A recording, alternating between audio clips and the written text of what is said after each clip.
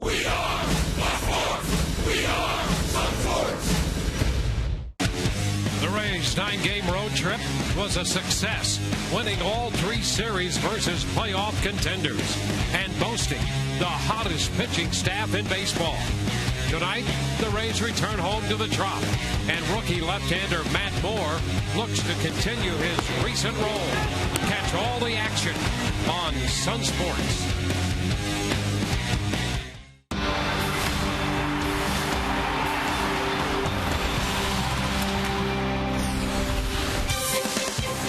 Tonight, the Rays return home after a most successful road trip, 6-3 on the 9-gamer. And tonight, they begin a 3-game series here at Tropicana Field against the Baltimore Orioles. Hi again, everyone, and welcome to an evening of Rays baseball with Brian Anderson. I'm Dwayne Stats. Good to have you looking in. Todd Callis along in just a few moments.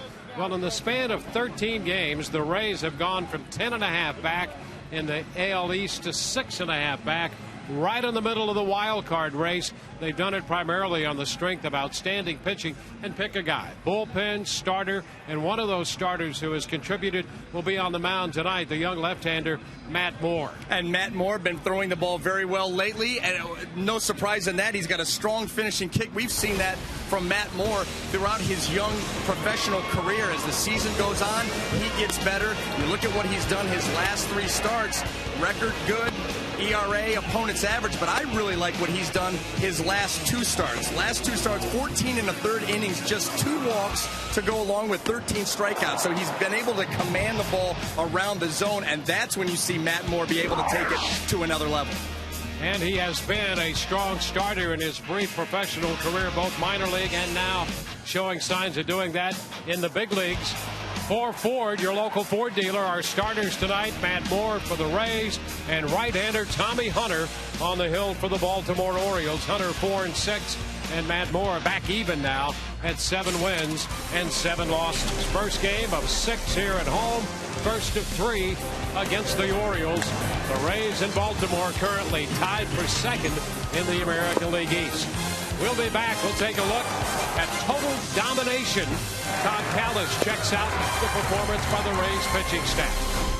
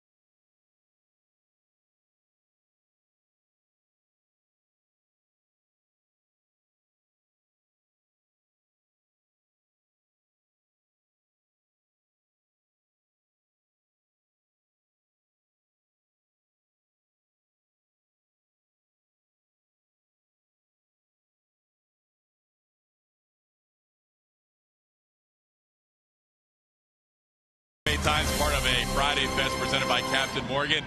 Crowd showing up tonight for the Orioles and the Rays. Exactly 2 months from tonight, the Orioles and Rays will wrap up the regular season right here at Tropicana Field.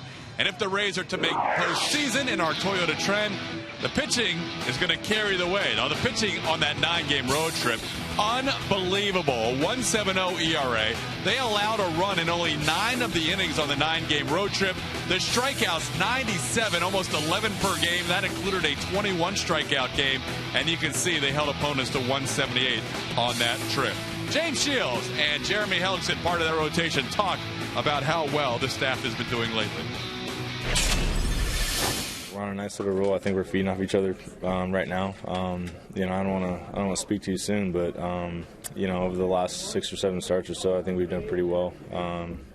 You know, I mean, our pitching staff is capable of doing that, and you know, I think these last 6 or 7 starts we've pitched to our capability, and that's what we've been wanting to do all season. We've been feeling good, and you know, the defense has been playing, you know, really good behind us, and you know, we've been scoring some runs early, which, you know, helps us out, and you know, been throwing well. So we are 3 minutes and 5 seconds away from the first pitch of this 6-game homestand. The Rays and the Orioles right around the corner. It's Matt Moore for Tampa Bay and Tommy Hunter for Baltimore. We'll have all the action with Dwayne Stats and Brian Anderson next, right here on Sunscreen.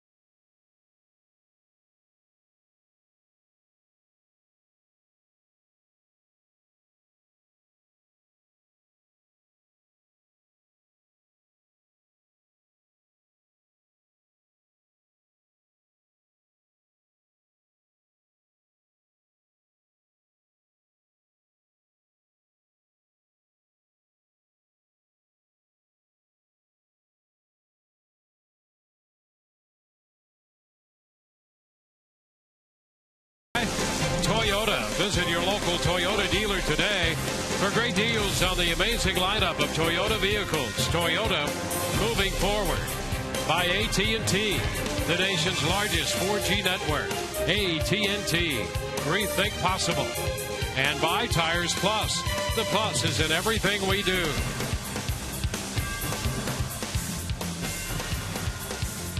From Tropicana Field tonight, the Rays playing host to Baltimore to begin the 3-game series and this homestand. The Rays come in 55-50. Baltimore in with a mark of 55-50. And in the season series, 9 games in, the Rays have won 5 and dropped 4. Let's take a look at the starting lineup tonight for Buck Showalter's Baltimore Orioles. Nick Markakis leads off, followed by J.J. Hardy and then Adam Jones. Matt Wieters, the cleanup man. The DH is Chris Davis. Mark Reynolds at first base. Lou Ford in the lineup in left. He'll hit 7th in front of Omar Quintanilla, the second baseman, and Robert Andino will be over at third. He'll bat number 9. Well, taking the mound tonight for the Tampa Bay Rays is going to be left-hander Matt Moore. And let's look at the scouting report brought to you by Coventry Healthcare of Florida. Summer heat. As the summer continues to heat up, so does Matt Moore. That has been his staple since coming into professional baseball.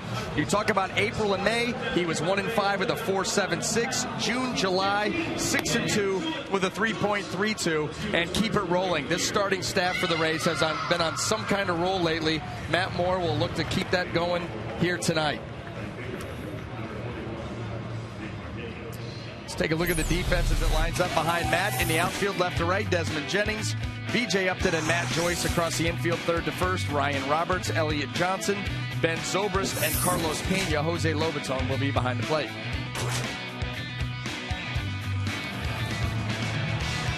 Well, Matt Moore has really stepped it up after struggling with his fastball command early in the year. And right now, this will be his 21st start. And you can break those out first 10 and last 10 and see the remarkable difference. Well, look at the pitches per inning, almost 2.5 less. The average, of course, the record shaved a 1.5 off the ERA. And you're right, that has absolutely coincided with better fastball command. In fact, you go over his last 2 starts, just over 14 innings, just 2 walks to go along with 13 strikeouts. When he's not putting guys on base and hurting himself via the walk and putting himself into bad counts, he can absolutely dominate ball games. Well, he faces Nick Markakis, the left-handed hitting right fielder, carving out a spot for himself in the leadoff position. A little popper short left. Johnson out, and that's going to fall in front of Jennings. And a little soft looper for a base hit for Markakis. First pitch tonight presented by Pinch-A-Penny, and Markakis has a base hit on that first pitch. Well, gets aggressive here and just pops this a little flare into left field. You see Desmond coming in. He's not able to get it. Elliot Johnson, poor placement if you're on the Rays side of the ledger. So Markakis is aboard. And here is J.J. Hardy. Markakis with a lead. And the first pitch is a strike call. Fastball in the upper reaches of the strike zone to Hardy. Now Markakis hitting .368 out of the leadoff spot since coming back from the disabled list. That was about the middle of July. 1 ball, 1 strike.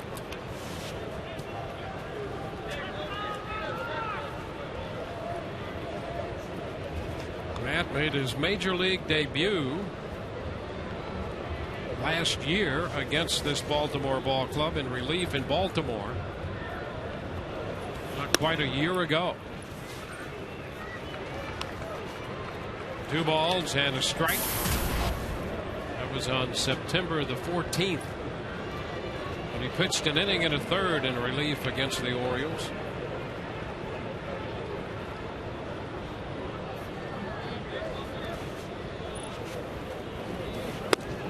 There's a strike. Fastball at 95 toward the corner. 2-2. Well, Matt Moore would then go on to, of course, have the first start against the Yankees, going 5 innings, striking out 11. What he was able to do in the playoffs, and kind of been waiting for him to show his head again. Ooh, he just missed there. And the count goes to 3 balls, 2 strikes. Like a hard changeup. Oh, I mean, that is really, really close. Looked like it went right down between the inside corner and the batter's box line. There's a foul ball out of play, a fastball away, and Hardy making contact to continue the at-bat.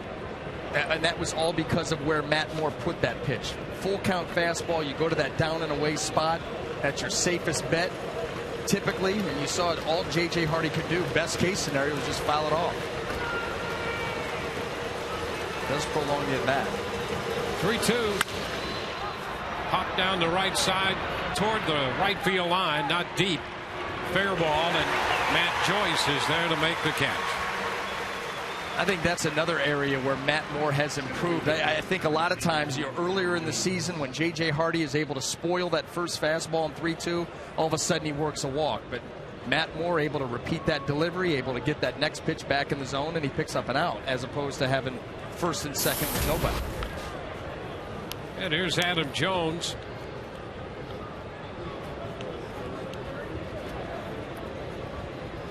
Jones in the top 10 in home runs. He has 24, moved to first base. Markakis back in.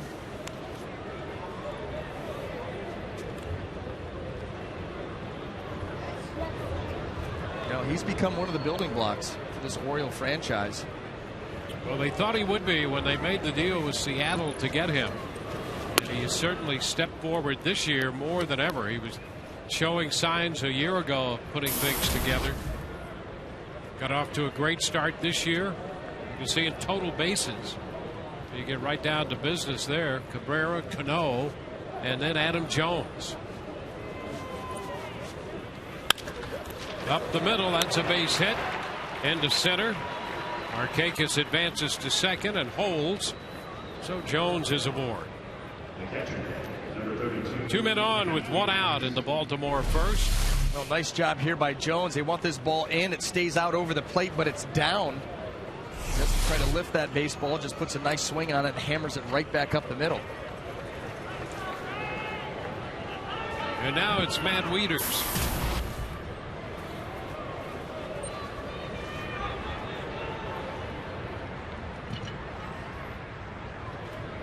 Switch hitting catcher.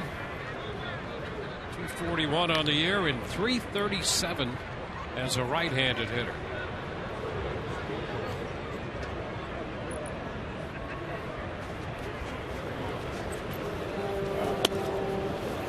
Pitch is a strike. Fastball around the knees. Wieters 3 out of 4 in his young career against Matt Moore. And 2 of those 3 hits home runs. Now, one of them came in that major league, his first outing against Baltimore in relief. Fastball that was up and out over the plate. Hit that ball out to left center. Keep the ball down. Cut the miss. Uppercut on the fastball. Well, the one thing I remember from that last road trip when the Rays were in Baltimore, Matt Wieters was struggling mightily. Was in a prolonged slump. That's a pitch right there that he usually, that ball's by him. Easy gas from Matt Moore. Yeah, he went 1 for 30 at one stretch. Has a mini 4-game hitting streak going, and there's a cut to miss, and that went by him. Fastball right by Wieters for out number 2. Yeah, and Matt Moore just domination right there with the heater, trying to come in. This ball again, actually more towards the middle of the plate, but it's elevated, and look how it just ties up. Wieters just cannot get to it.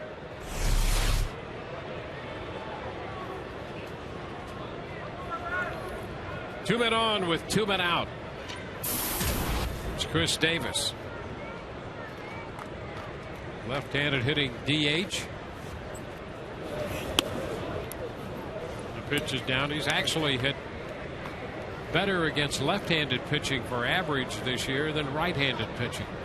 Well, and then you look at the breakout of Matt Moore. Lefties actually hit 30 points higher off of him than right-handed. 263 to 233.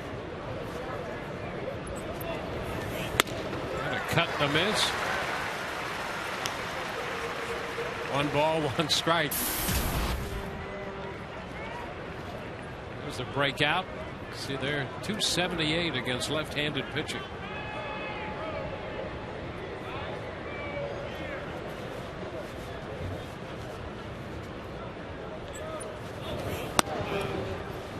Two balls and a strike.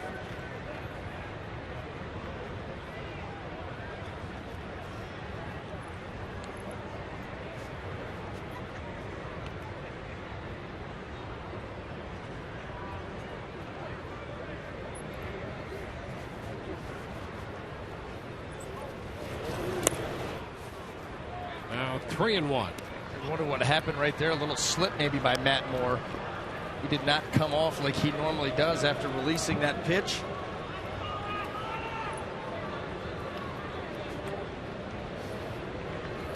Markakis at second, Jones at first. 2 outs. Davis ahead in the count, 3-1. Swing and a miss. That fastball mid-90s again at 95. So this is the second full count Moore has had here in the first.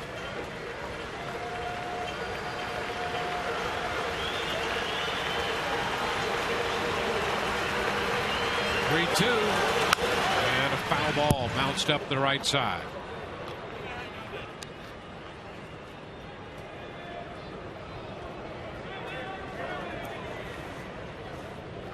Mark Reynolds is on deck.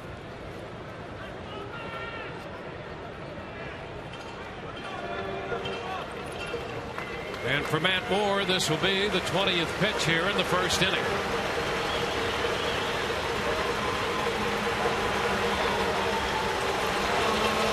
And boy, he just missed with that one. Ball 4. The fastball loads the bases. Boy, very, very close. You know, Chris Davis takes that pitch because there's nothing that he can do to it.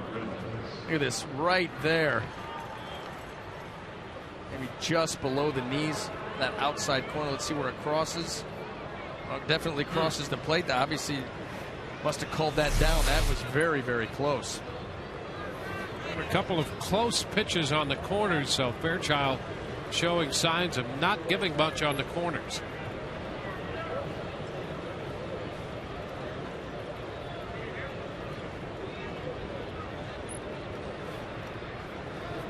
Now Mark Reynolds. Fouled into the screen. Strike one. Well, Mark Reynolds, one of those guys, high risk, high reward. 210 average, not as much production power wise as you would expect from Mark Reynolds. Usually very high strikeouts that will hit enough home runs to somewhat compensate. Yeah, he led the team in home runs and runs batted in last year. Hit 37 home runs. He has 8 this year, and he chases the high fastball for strike 2. And he does come in with a slugging percentage of .370. Surprised. Yeah, absolutely surprised. I mean, you look at some of the numbers. .370, that's going to put you way down in the bottom third in the American League. And you're getting the strikeouts on top of it. And I'll tell you something else. If he continues to chase high pitches like that, he's not going to see anything but. 1 ball, 2 strikes. You know, that's where you tip your hand a little bit. You know, you could do that strike 1, but on an 0-1 fastball that's up around your face and you take a hack like he did, if I'm Matt Moore, I stay right up there. You can't hit that pitch. Got ahead, 2 strikes with the hard stuff, missed with the curve. And let's see if he goes upstairs here, 1 and 2. Well, he tries the curveball again. And it's 2 and 2. You know, this is where Matt Moore, I know that Mark Reynolds is a fastball hitter. And it's not like, you know, if he swings through one, looks like he's right on it. Okay, maybe you go to the breaking ball then. But he swung at one that was face high out over the plate. And strike 3 call. He got him there. Threw him a changeup for called strike 3. So the Orioles load the bases, leave them that way. No score. Rays coming in to hit.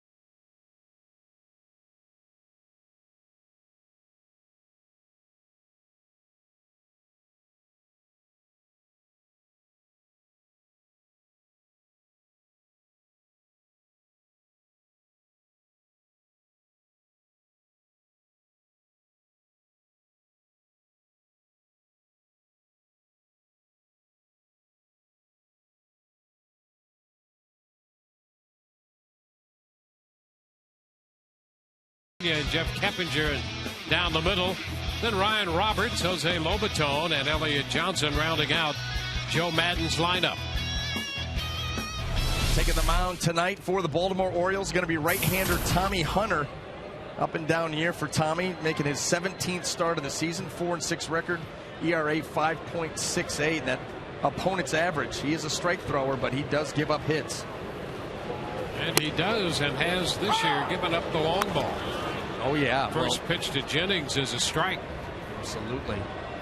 Well, like third in the American League. 24 home runs allowed. And that's just over 101 innings. 2. Wave and a miss by Jennings. You know, he's a guy that's going to be right out over the plate. He's not overpowering, and it's not like his fastball has a ton of sink to it.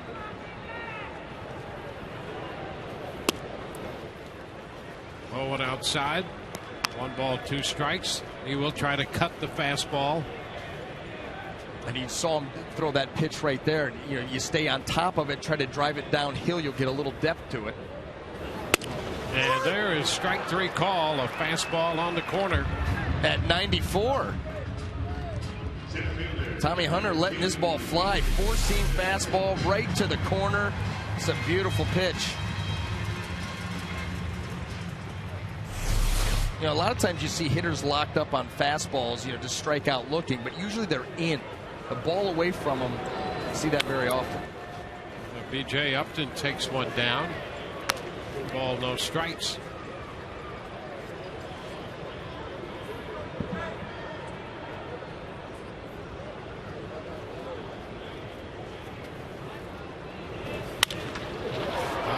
Foul.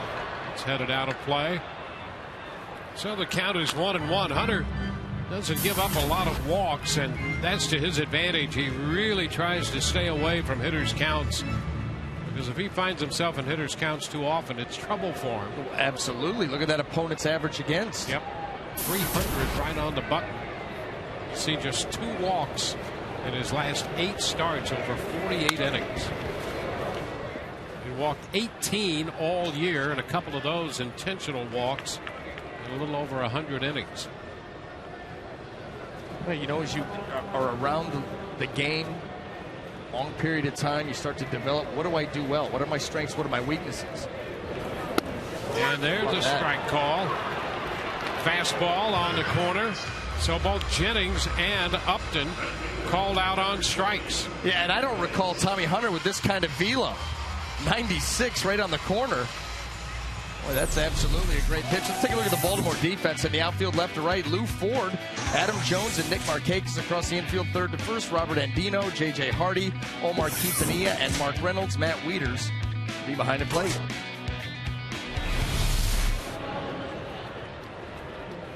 Here's Matt Joyce. And Matt looks at a breaking ball. That's a strike to start him. And against the left-handed hitter, a little different look with that curveball.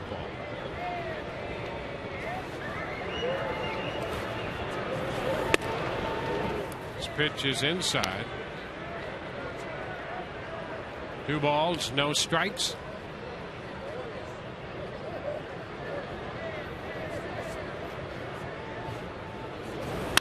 There's a liner, and that's a base hit into right field. He hit it over the shift that time, over Quintanilla's head, who was stationed in shallow right field. So Matt Joyce, his first time up tonight on his birthday, has a base hit. Joyce last year on his birthday had a big night against the Blue Jays when he went 3 out of 4, and he has a base hit his first time up tonight. Well, and that's an area of the plate usually you don't see pitchers attack too much. Is that ball in, the fastball into Matt Joyce. That's a pitch that he likes. And you saw it right there. Aggressive swing, positive result. Here's Ben Zobrist. The pitch is away. We've seen Hunter 93, 94, and 1 pitch at 95 with that hard stuff. Split last year between Texas and the Orioles, and together went 4-4.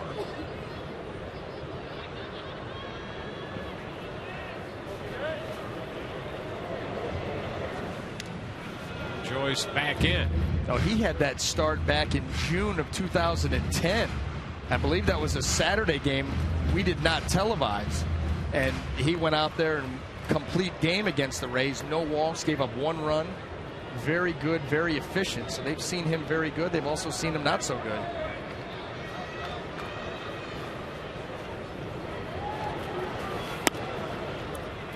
And there's ball 2. Breaking ball that just missed. 2-0.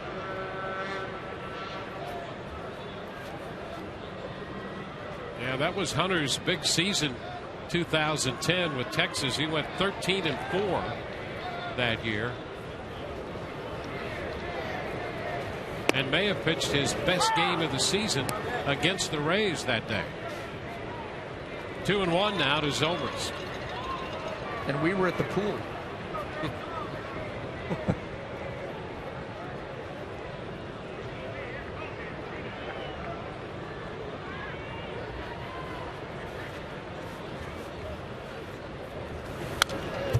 Foul ball, a fastball, and Ben fouls it right into the screen. 2-2. Carlos Pena on deck.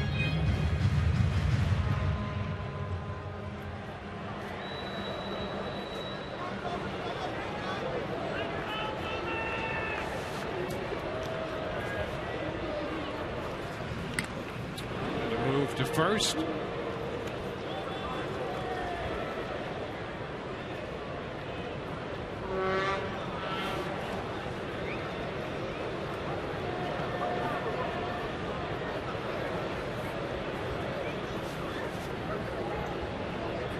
There goes Joyce. The pitch lifted right back into center field. Adam Jones coming in for it. He's got it. The Rays are out. No runs, a hit, and a man left.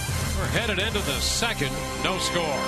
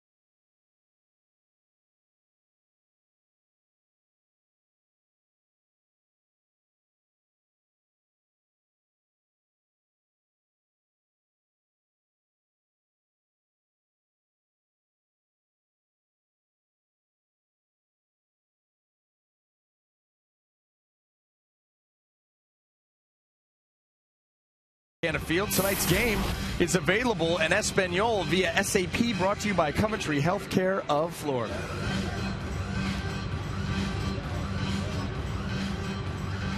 All the way from Salem, Oregon. 3,000 plus miles. Following the Rays on Sun Sports, and tonight seeing them in person. Good for you. It's a gamer right there. 3,000 miles. And all I got with this lousy t-shirt.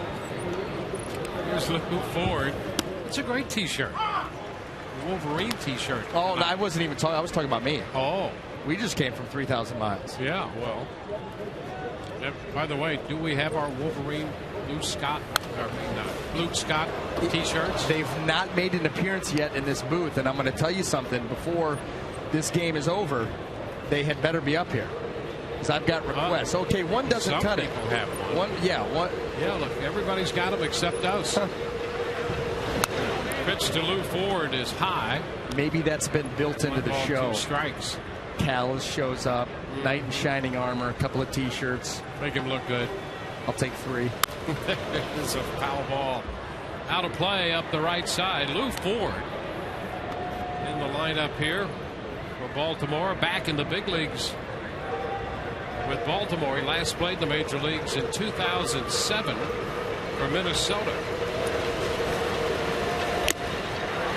Cut and a miss. So the fastball gets him, and that's strikeout number 3 for Matt Moore. Well, right now, Matt Moore, that put-away pitch, he wants it in. This ball ends up away, but it's the sheer velocity. Look at that. He missed all the way across the plate. You get that kind of giddy up, sometimes it doesn't matter. Now Moore got out of a bases-loaded situation in the first with a couple of hits and a walk. So he strikes out Ford, and here's Quintanilla. A pitch is a strike.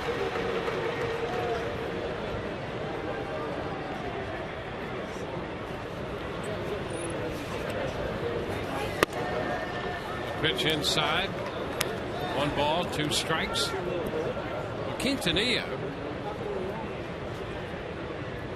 here against the lefty Moore, and that pitch is inside.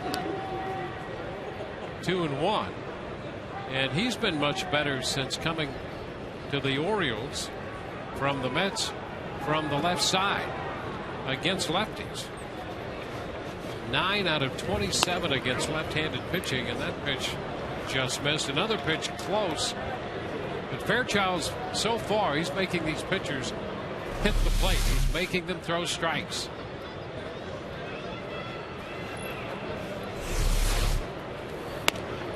There's a strike, and the count is full. You know, he missed those 2 fastballs into Quintanilla. You know, arm side up where he struggles a little bit sometimes. He went out, walked himself down, made a little mark where he wanted to land, and the next 2 fastballs have been in very, very good spots. And that's what we've talked about with Matt Moore being his own pitching coach out there, because he's going to have to learn to make adjustments from pitch to pitch. Well, you saw him miss 2 fastballs, walk down the mound, make a little mark with his foot, go back up to the rubber, and then the next 2 fastballs, boom, right in the proper spot. Well, that's what the Rays try to teach and try to live by. Oh, and he just missed there with a fastball. I'll tell you, the strike zone here early is not wide. No, it's not. Another very close fastball there by Matt Moore. Let's take a look at it. Great shot. Maybe just a touch off. So 3 strikeouts, 2 walks so far. Oh, hey, Todd Callis shows up. Of course. With our Luke Scott T-shirts. 3, 1. Yeah, whatever. Yep. He showed up, though. Mm-hmm. And there he goes on the horse. Yep. Who was that masked man? Robert Andino. So, look at this. Right here. These are great T-shirts. One last shot of this one with sleeves. I may wear that for the Open. Oh, yeah. Personally delivered by Todd Callis. Yeah, hold on. It'll be more like this. There you go. And no bottom. More like a Dickie. Here. You can wear that under a jacket. It looks really great. It's going to have no sleeves and no bottom. The jacket. It's perfect. And you have the Wolverine slash instead of a tie. Yeah. Yeah. Sort of a combination. Dickie and a tie. Hillbilly. That's all I got. One word. 1 strike the count. Runner takes off, pitch down, throw. They're going to get him. He is out at second base. Quintanilla tried to get in there head first and get his hand around the tag to the bag. And Elliott Johnson, put the tag on him. Oh, here's the deal. Not an easy pitch for Lobaton to handle. That was a fastball, I believe, but it was down in the zone. He's got to backhand this thing low, come up firing, and you can get tricky all you want with your hand. When the ball beats you by that much, you're out, period. You can't call him safe. Look how early that ball was there, and that was cute.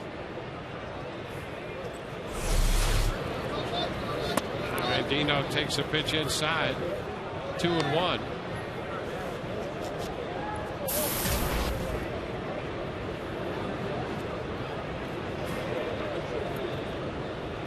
Those of you who weren't watching, Quintanilla walked to get on and then was caught stealing. Thank you, Dwayne. So the count is 2-0. Is that bad when you call a play and then have to ask, how actually did he get on? What a pro.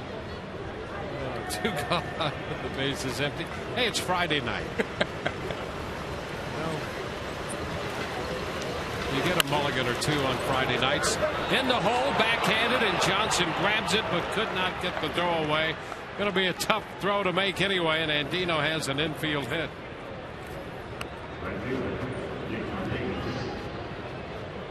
Well, they're just all about placement there. Ground ball. Elliott Johnson, everything that he can do to get to it, but there's absolutely no play to be made too far away. Yeah, that's the thing about Elliott Johnson. He gives you everything he's got out there. He scrambles and play whenever and wherever. And certainly gives you great effort. Well, that's it. He's another one of those players that when Joe Madden puts him in the lineup, he doesn't have to think another thought about him. I know he's going to be prepared, and I know he's going to play hard. He's not perfect, but he's going to give me the effort that I desire.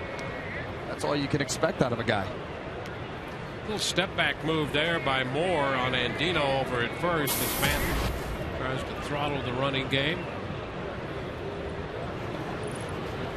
Markakis in the batter's box, and the pitch is a strike. Markakis, since the All-Star break, 33 hits. He and Alex Gordon tops, just ahead of Yoenis Cespedes since the break. Markakis off the DL and inserted into the leadoff position in the lineup by Buck Showalter, and it's really paid off so far. And he's another guy who hits left-handers better than right-handers, even though he's a left-handed hitter. Well, he does a tremendous job of staying in on lefties. He doesn't leak. He doesn't bail. He stays in there. He's able to eliminate a lot of left-handed pitchers' changeups.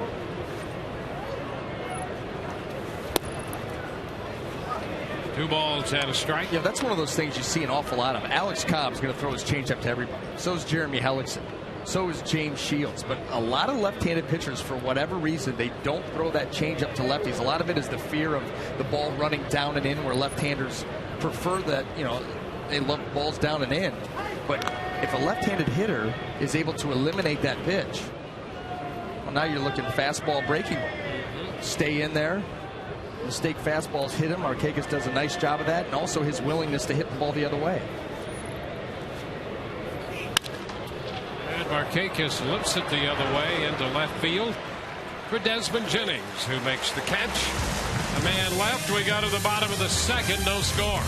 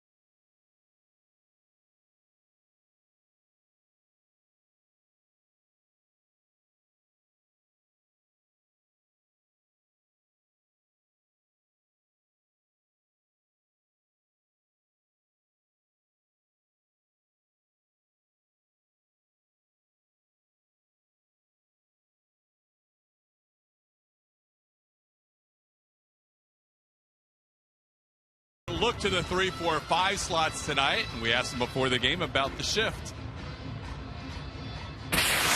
Yeah, today I moved Joyce up only because I wanted to get Carlos up higher against this pitcher. So by putting Matt third and putting Zobrist fourth, that permitted the 5-hole to go to Carlos and still go back and forth, left switch hit left. Joe said he liked the at-bats from Pena, especially in the second half of that road trip. Guys, back to you.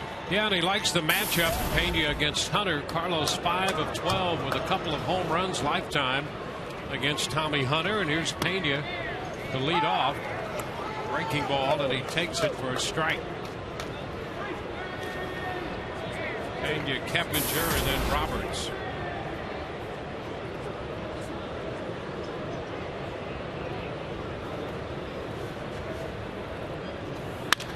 It's a high fly ball deep to center field.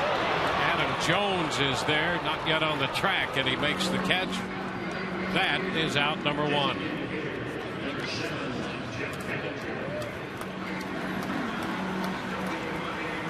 Jeff Keppinger. Top of the third in Detroit. Cleveland and the Tigers tied 1-1. Masterson and Sanchez, the matchup in that one.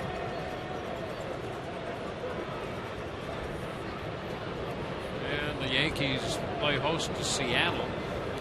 No score in the top of the third. Here's Keppinger shooting a liner into center. That's in for a base hit. Jones veering back into his left to play it on one hop.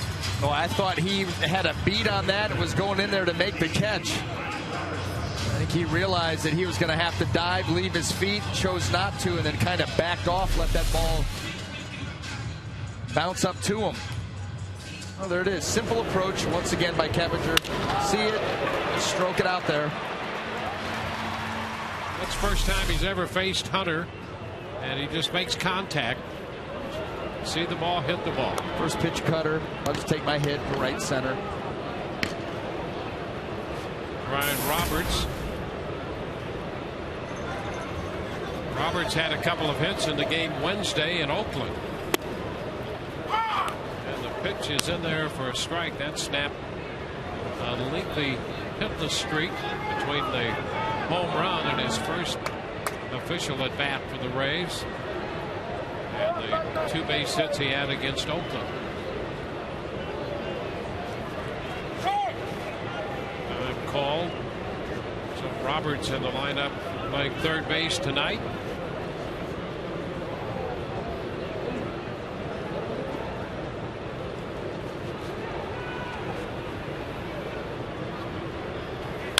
Ground ball to third.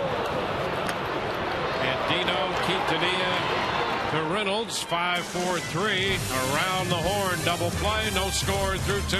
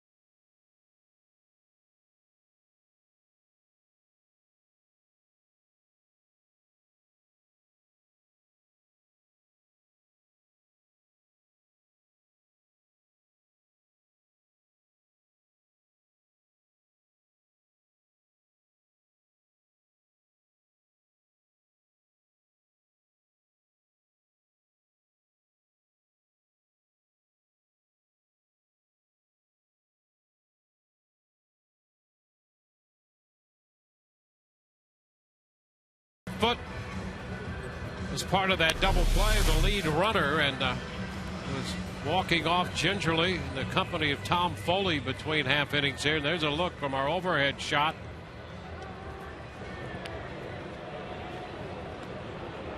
So we'll keep an eye on that. Well, here you go. When you slide on that left side, you want that right foot to reach out. You see right there the spikes caught in the dirt. Well, you're lucky he was able to walk off. J.J. Hardy takes a strike. The third inning is underway. So the Rays will be very careful with that. And you can see how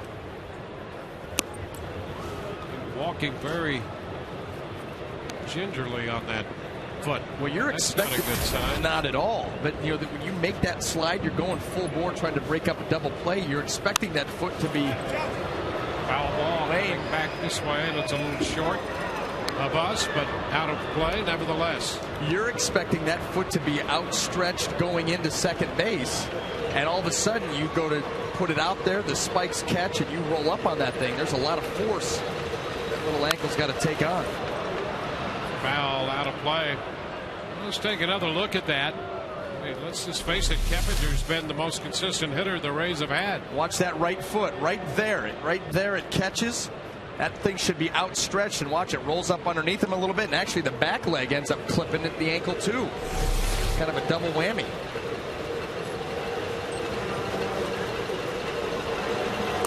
This one up and off the mitt of Lobaton. Or through it. It might have been through it. Exactly. At 95. So the count goes to 2-2. You may want to check that webbing before he throws another pitch.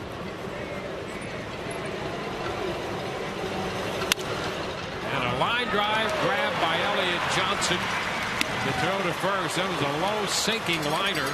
That's going to be a 6-3 putout on J.J. Hardy. Looking through the glossary of medical terms for the double whammy. But that's exactly what it was with Keppinger. Front end, back end. Yep.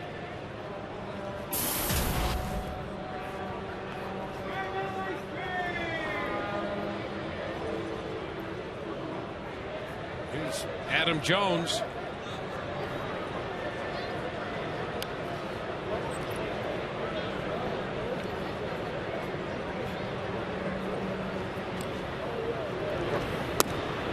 Pitch is down. 1 ball, no strikes. And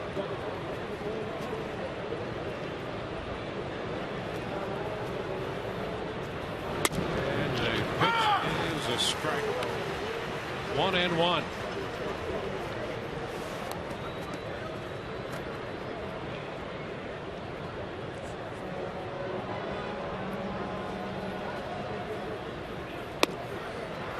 That's a strike. Now 1-2.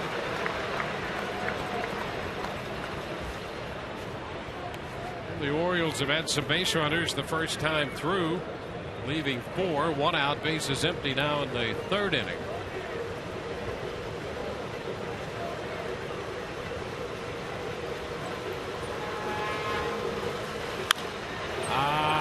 Hopper, left side into foul territory, and that's Elliott Johnson making the catch. 2 up and 2 down here in the third.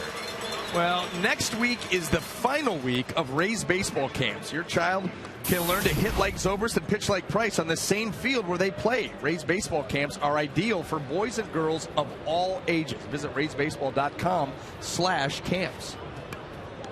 Be a nice little get ready to go back to school present. Sure would. Yeah, that'd be great. Yeah. Weren't we just talking about everybody getting out of school? I know. Summer's not long enough. I agree. Matt Wieters. Pitch is down, a ball to no strikes. We need longer summers.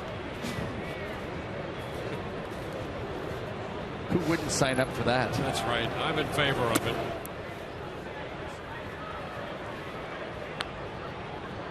Well, Wieters struck out his first time. 2-0 the count this time. Moore just threw the fastball right by him in the first inning.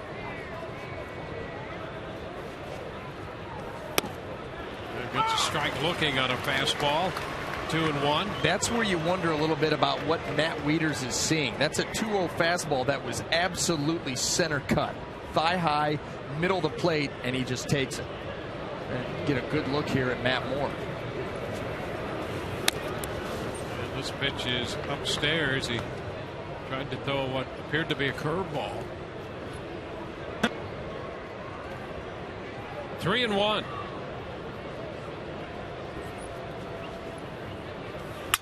And a broken bat line drive into left field for a base hit. Wieters is aboard with a 2-out single.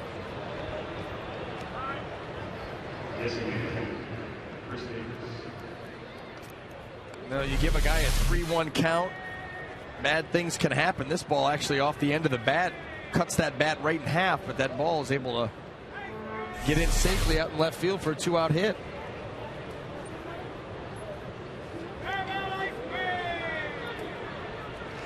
Here's Chris Davis. Davis walked his first time. And he takes a fastball inside, 1-0. Interesting sequence to Wieters. Very. You know, he threw him 5 pitches. He blew him away the first time. And I think he threw him 2 curveballs and a changeup in the sequence of 5 pitches. And the 2 fastballs came in the 2-0 count and in the 3-1 count. You know, that's where you start to make the adjustment before you need to. You know, we saw that, and we've seen that from Rays pitchers this year. Yeah. Unless you think a hitter's setting you up, and not likely here in this situation. And by the way, you know, listen, there's a lot of good fastball hitters out there. It doesn't mean you don't throw them a fastball. It means you locate it. Nothing wrong. You blew him away. I mean, absolutely blew him away that first at bat. So you come out there and say, you know, hey, maybe he's sitting fastball here. Well, maybe he is. Well, why don't we just try to throw one at the knees away? He's not going to be able to do anything with it. You'll find out soon enough. Instead, you mess around and get into some bad counts. There's a fly ball into left. Davis is out. Jennings makes the catch. That retires the side. Base hit, the man left, no score.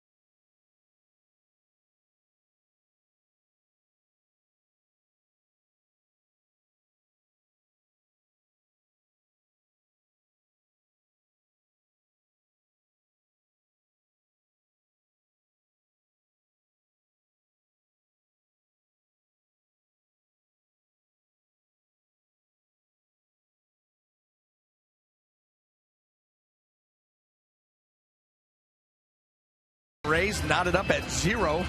Tonight's game and all season long, Tires Plus will donate $100 to the Pediatric Cancer Foundation for every Tampa Bay Rays home run, televised on Sun Sports and Fox Sports Florida. We have no score. The Rays and the Orioles in the opening game of this 3-game series. Matt Moore against Tommy Hunter. Night game again tomorrow night. Jeremy Hellickson will pitch for the Rays against Wei-Yin Chen. So the Rays will be up against a lefty tomorrow. And then they'll send perhaps the premier, not only lefty, but pitcher in the league right now. David Price will go to the mound in the wrap-up game of the series against Miguel Gonzalez.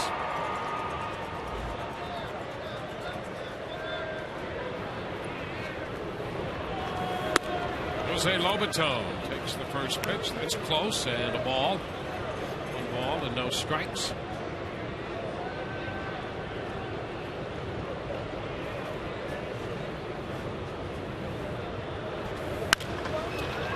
Lobaton lifts a high pop fly, shallow left. Lou Ford is there and makes the catch.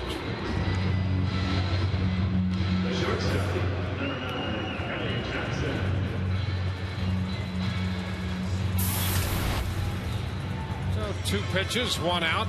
Elliott Johnson about to step in. His average 253, but 295 against right-handed pitching.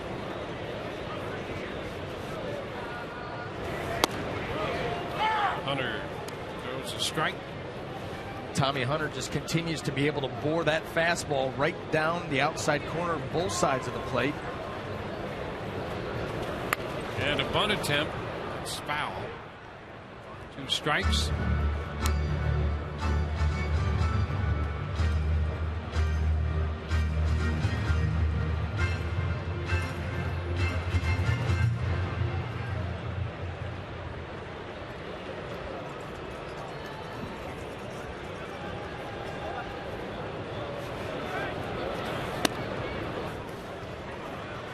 Ball, 2 strikes now. Boston with a run in the bottom of the 2nd inning on Minnesota to tie that game 1-1. Kelly Shopik's base hit scores Carl Crawford to tie the game. High foul ball deep down the right side and out of play.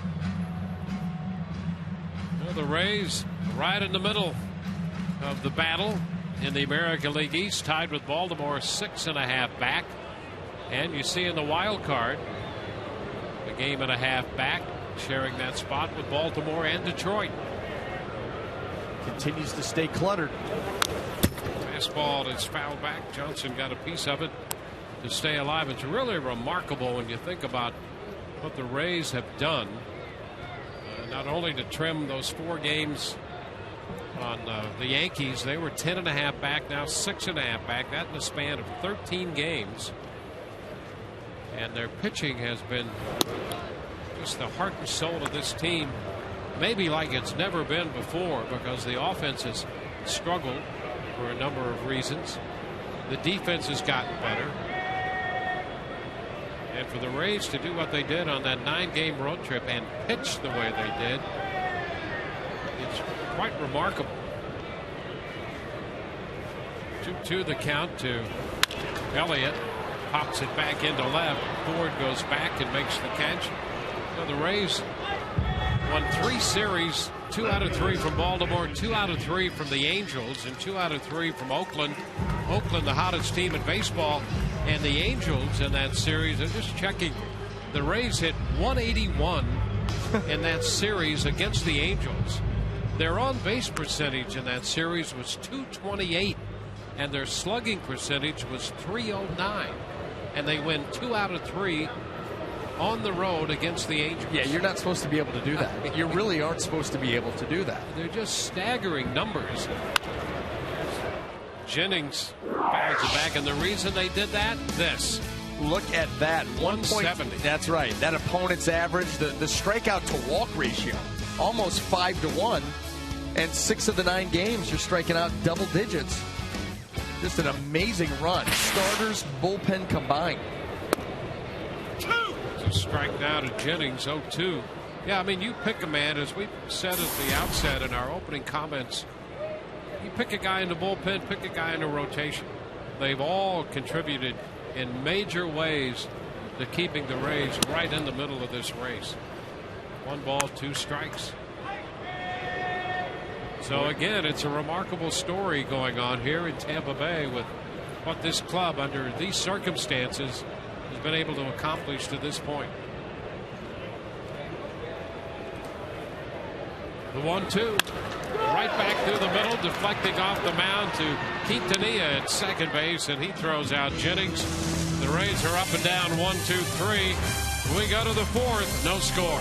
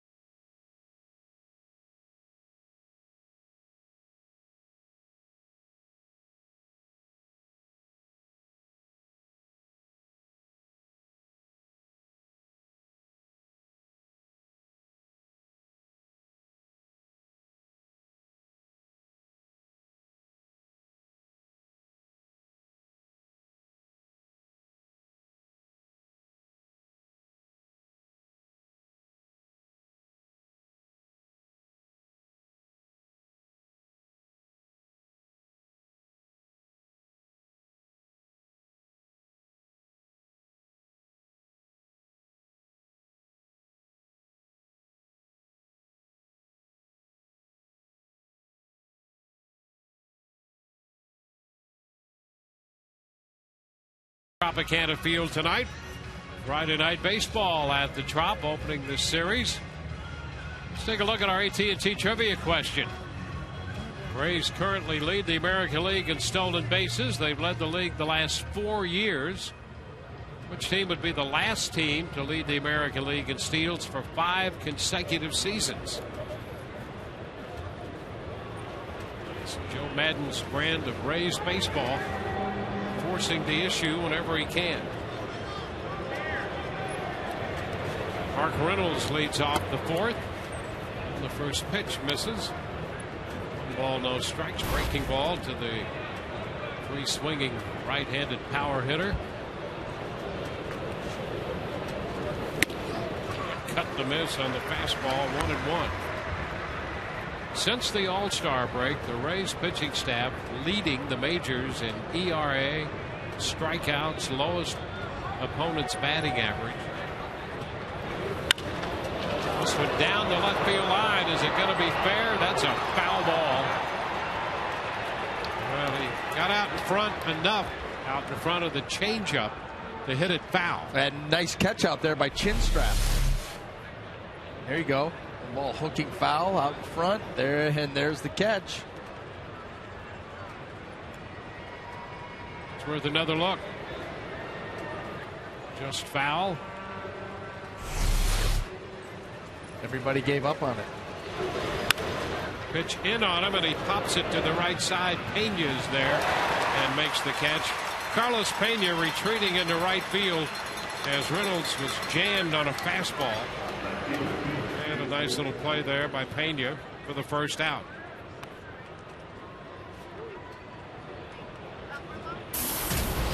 Here's Lou Ford now.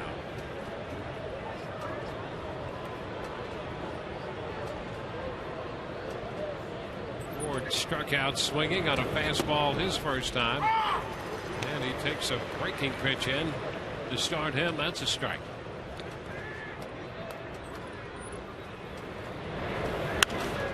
And a fastball in on him. Wow. I mean, he really got hit that time. Yeah. Yeah, that was almost off the forearm. And he wanted that pitch away. He yanked that fastball in, but the ball just jumps out of his hand. Lou Ford has not seen Matt Moore before. That ball just all in your kitchen. Now pitch away. 1 ball, 2 strikes. The thing about that too is Lou Ford doesn't know that ball wasn't meant to be in. So you can. He thinks, oh, they're trying to jam me. So you can go back out there away, just execute it this time. And a cut and a foul-tipped strikeout. So he strikes him out for the second straight time. There you go. 94 right at the bottom of the zone in the outer half. Well located fastball here by Matt Moore, and he victimizes Lou Ford for the second time. I'll tell you, that's a tough at bat, and it became tough because of that pitch that ran in on it. Well, yeah, you swing at that, and it's gonna stand you up. Ball right off your thumbs. Then you got to reach out there and try to hit that in the mid-90s. Quintanilla taking a pitch too low. 1 ball, no strikes. He walked and was caught stealing in the second inning. That's why it's so important for pitchers. They don't have to get strikes in, but they need to pitch in.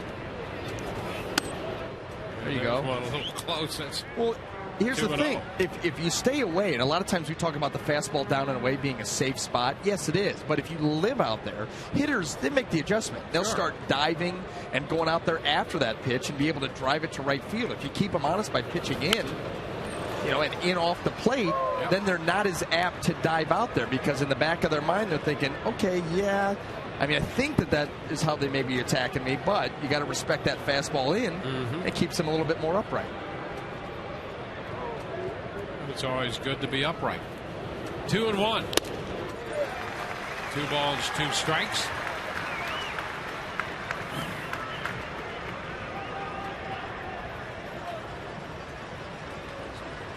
Play the game the right way.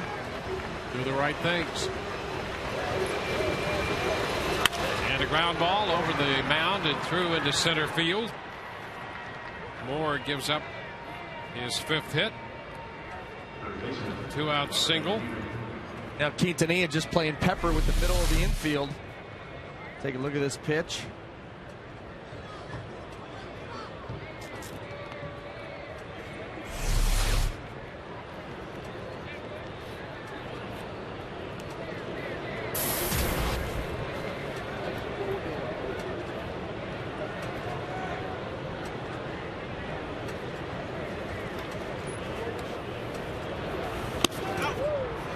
And Dino takes the pitch outside. 1 ball and no strikes.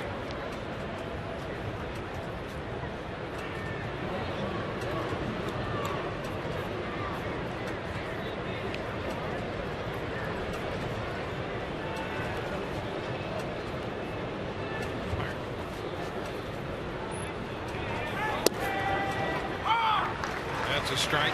1-1.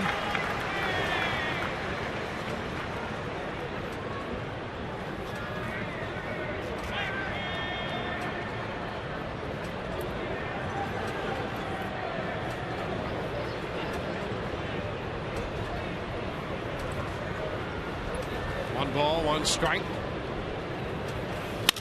The ground ball down to third. Nice stop by Roberts. Tossed to second for the force. That retires the side on a good play. Ryan Roberts moving to his left. Throws out Quintanilla at second base. We'll go into the bottom of the 4th. No score.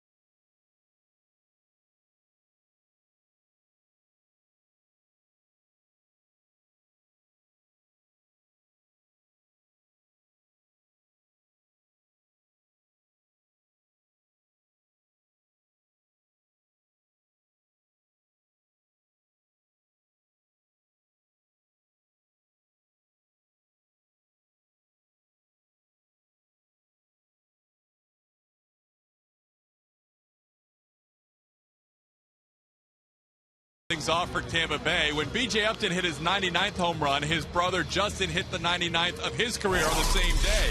Well, tonight, Justin Upton, both the Upton brothers have been sitting on 99 for over a week now.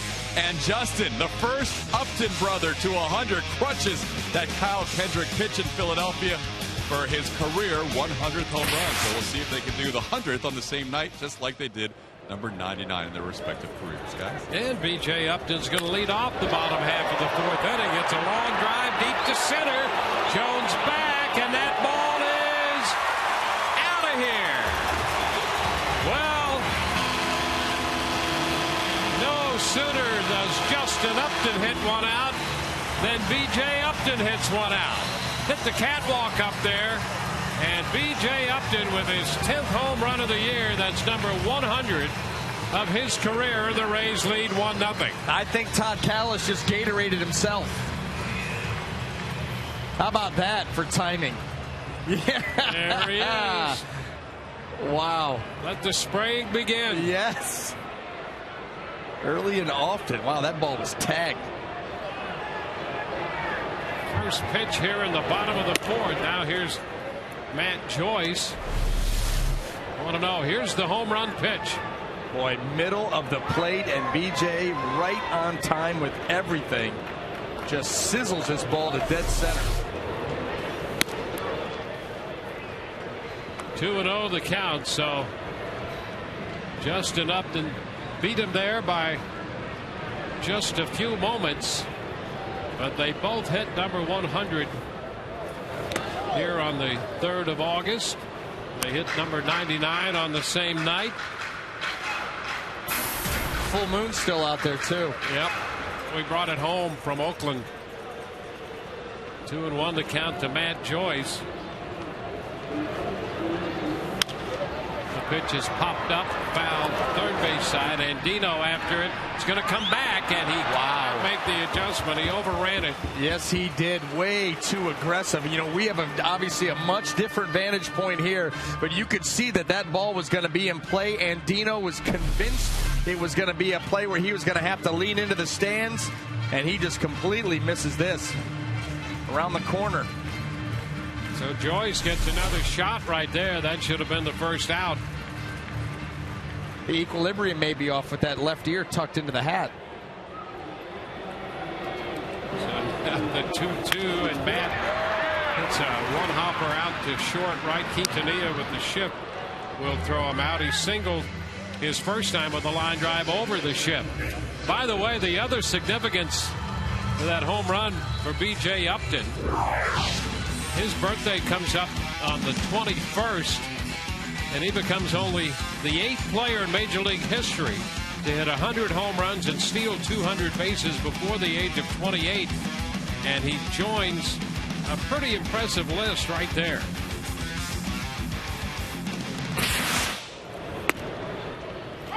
First pitch to Ben Zobrist is a strike.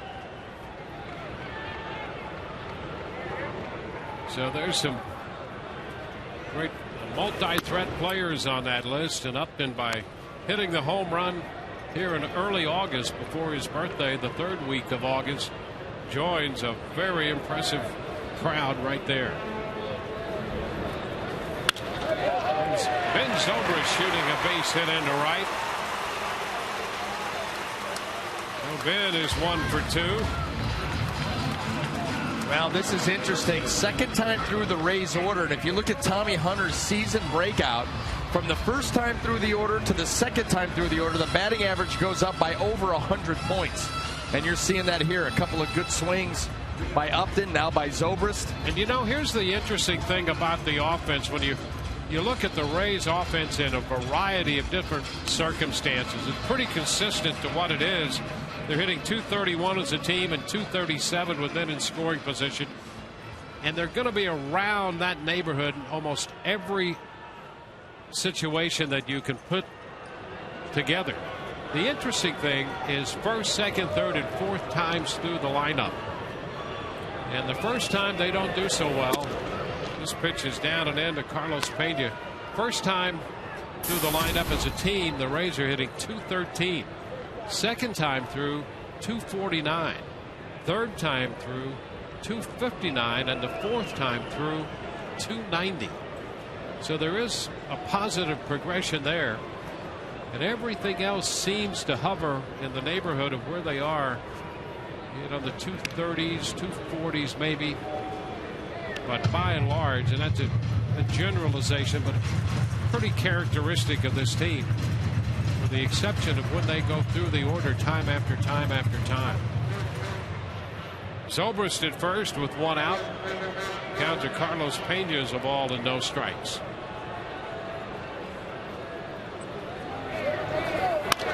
And a foul ball pulled just outside the bag. It's 1-1. You know, here's something that you want to like to think about, talk about. You know, you watch a Carlos Pena at bat, and we've already talked about the time that he takes in between pitches. Yep. You wonder if at the end of the day that's a good thing. You know, this is a game where thinking too much can get you into big trouble. Sure. You know, if a pitcher's taking a long time between every pitch, you almost become a robot out there. You know, success is not going to follow typically. You're in a good rhythm, you get up there, pitch, you know what you want to do. Yep. And you just wonder if taking all that time between every pitch and probably thinking, okay, backdoor breaking ball there, he's worked me in, what, you know, you have no idea what he's thinking. But if you're thinking too much, it's not a good thing, and he certainly gives himself a lot of time to do that. Yeah, and Carlos in his candid moments will tell you that he's a guy who really takes his 0 for 4 home with him. I mean, he will battle himself when he gets into a stretch where he's not hitting and all of that. He will, and you can almost see that in the time between pitches. I think any hitter does that to one degree or another. You get enough bouncing around in that head, and I can't speak to much of that from a hitter's perspective. I know that taking too much time gives you an awful lot of time to let things bounce around, and when you're doing that out here, the whole paralysis by analysis, there's a reason that phrase exists. Yeah, well, pitchers, you love pitchers who work quickly. You get the ball, you got a plan, let's go. Let's execute. Starting to stop by Zobrist at first, and a fly ball hit to right. It's caught by Markakis. Zobrist retreats to first. He's there with 2 outs. Jeff Keppinger come out to hit here. He's the Rays DH. Got a little tender foot on the slide. He was banged up as part of a double play, trying to slide in at second base and stopped abruptly. Yeah, that was an awkward slide, and good to see him back up there looking ready to go. That could have been very dangerous, catching those spikes. Keppinger goes after the pitch and sends a fly ball to center. Jones back on it and makes the catch. He'll retire the side. But the Rays get a home run off the bat of B.J. Upton to lead it off. And at the end of 4, the Rays lead 1-0.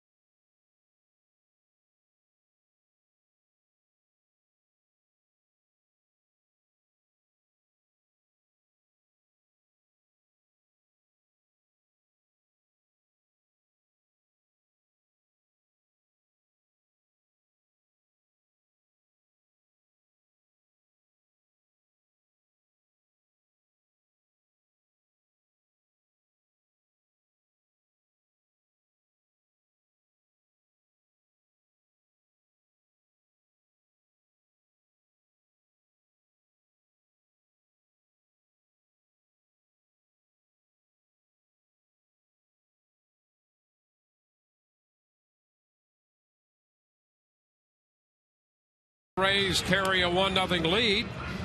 Match up Matt Moore and Tommy Hunter. Well, the Upton brothers combined. Justin, in his game against the Phillies, Citizens Bank Park, hits his 100th career home run. And moments later, home run by BJ, his 100th career home run to straightaway center to give the Rays a 1-0 lead. How about that for kinship? He can't let his younger brother outdo him, so he hits one here and gives the Rays the lead. 1-0 the countdown to Nick Markakis. You think he felt it? Well, probably. I mean, I know it's not, Star Wars Sunday, but there you are. They say that that's possible. Hit number 99, same time. Circumstantial number evidence. 100, same time.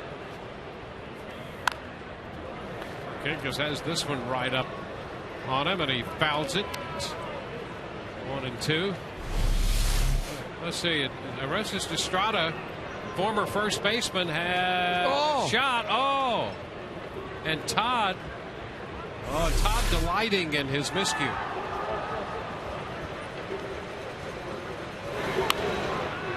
foul ball back. Todd's still happy about the BJ hit. Oh, yeah. See, he is. He's having a great. It's an early start to a great Friday night. Yeah, for Todd. don't hide. And you know that that's exactly true. Look at him. Yep. Ground ball. Zobrist with the pickup. Ben's throw in time, and Markakis is the first out. Hey, let's get the answer to our AT&T trivia question regarding the Rays' running game. They lead the American League stolen bases and have led the league the last 4 years. It's the only team, the last team anyway, to lead the American League in steals for 5 consecutive seasons. That's the Chicago White Sox, dominating the running game in the 50s, 51 through 61. J.J. Hardy pitches a strike. These great teams, they were the hitless wonders, you know. And some good teams. Zobrist makes the pickup, and Hardy is out. Louis Aparicio could run. They could steal bases. They had great pitching, good defense, didn't score a lot of runs, and had some very good teams in the 50s. Well, how about that as a swing? You know, this game just a few years ago dominated by the long ball so much, and it got to the point where you were really just lining up a bunch of guys who were all swinging for the fences. And now we're at a point where pitching again is at a premium. Good, sound, fundamental defense is at a premium. Cutting a miss by Jones. So you've got all the factors of the game now with more value than we saw just a few years ago. 2 strikes. And how about those breaking balls there by Matt Moore? That one way short. Adam Jones committed to it. No, but you're right. I mean, you think about how the game has changed, and it's going to be the organizations, the franchises that have adapted quickly, started to draft and develop along those lines. Yep. That you're going to see really take off because they're going to have built the depth. Something that the Rays have been doing for a number of years now. Foul ball. This one getting a little piece of Lobatone's mask. Still 2 strikes to count. But you get the performance enhancing drugs out of the game. And I really thought that when the Rays started to have their success, they really had a head start on that, because when we started to get away from that, and the Rays, because of their situation, had to build the kind of team that they were built around and fundamentals, and they had to maybe stay up late, do a little more research. A ball deflected by Moore. Tough play, and Zobrist has it rolled into shallow center field, and Jones is aboard. Once it was deflected, going to be a very difficult play to make, to throw out Jones, and that's going to be a base hit. Yeah, no question. And they actually had Adam Jones defensed perfectly. If that ball gets through Matt Moore, Ben Zobrist is standing there waiting to pick this thing up. You see it off the glove, and then he's got to reconfigure himself, head to his left, and even if he comes up with that bare hand, no way he's getting Adam Jones. So Jones is aboard with his second hit, an infield hit here with 2 outs, and now Matt Wieters is at the plate. Wieters 1 out of 2.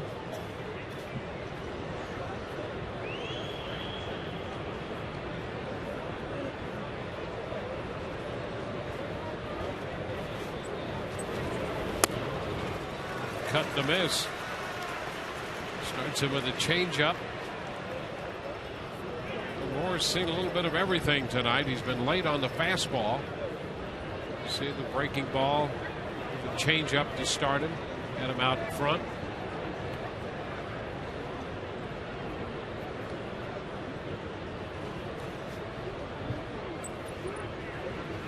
And over to first. Moore with a couple of early high pitch count innings. He made 25 pitches in the first, 21 in the second.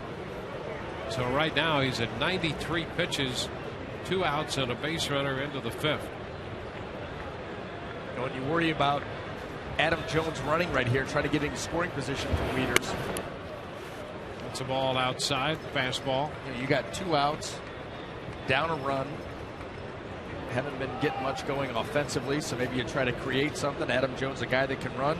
Matt Moore, a pitcher who's given up 12 out of 14, or actually 12 out of 15 now. Quintanilla being thrown out. And that changeup has him out front. 1-2. Boy, that one at just 81 miles an hour. Good changeup here. See what there with the good arm action. That's what Matt Wieters is swinging at. Yeah, he changed up off his changeup there, because that change normally is about 86.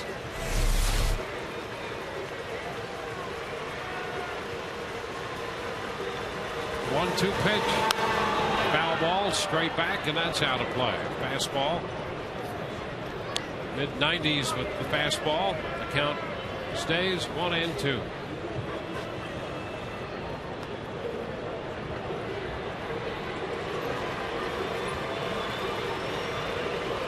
Opening game of the series against Baltimore.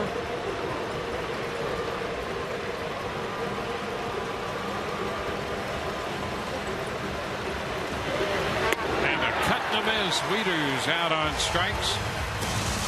Breaking ball got him. We go to the bottom of the fifth. It's 1-0 Tampa Bay.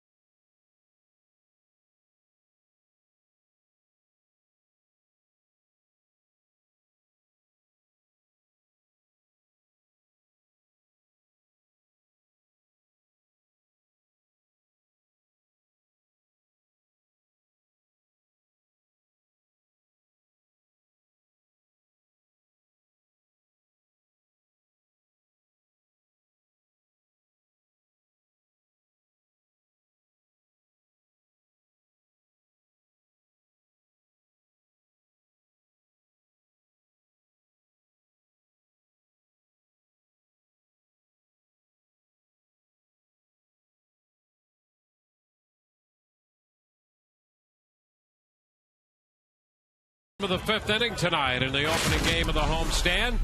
Time for the Just for Men Keep Your Edge Spotlight. Consecutive scoreless innings, and look at the active streaks. The Rays have Fernando Rodney and J.P. Howell in the top five. Just as these pitchers give their teams the edge, you can keep your edge with Just for Men Mustache and Beard.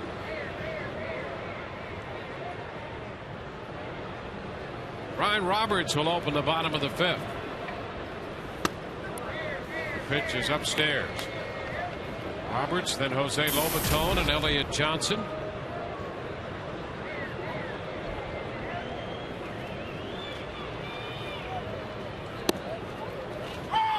Breaking ball drops in for strike one. Rays facing Tommy Hunter. Hunter out of Tuscaloosa, Alabama. And a high pop-up right side. Padilla is over there from second to make the catch, and Roberts is out number one.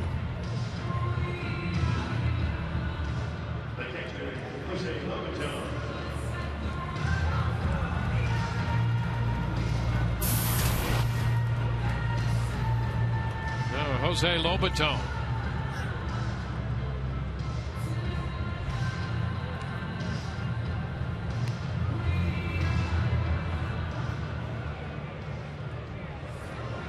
Just turned 26 in July.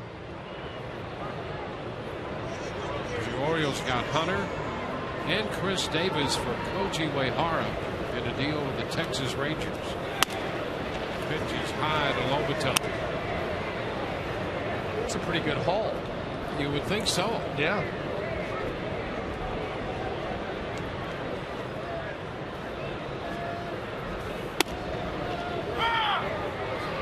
Wanted one to count.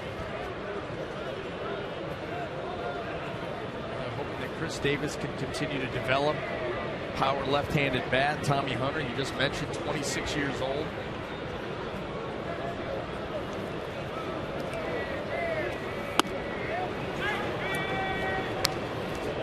Count now, 2 balls and a strike.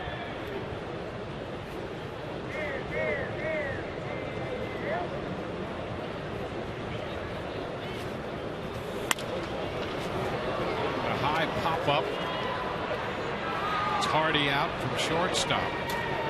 Hunter continues to throw strikes, and that's why when you look at that high home run total, he's going to give up home runs, but a lot of them are going to be solo home runs. And he's content to live with that as long as he doesn't walk people. Now Elliott Johnson. Swinging and missing. That's a strike. Just don't hurt yourself as he continues to roll through the league and develop histories against these hitters. We've seen with his command, he's going to be able to game plan well. Go out, you're able to execute your pitches. You know a guy, you know what he's looking for, you know what the weaknesses are.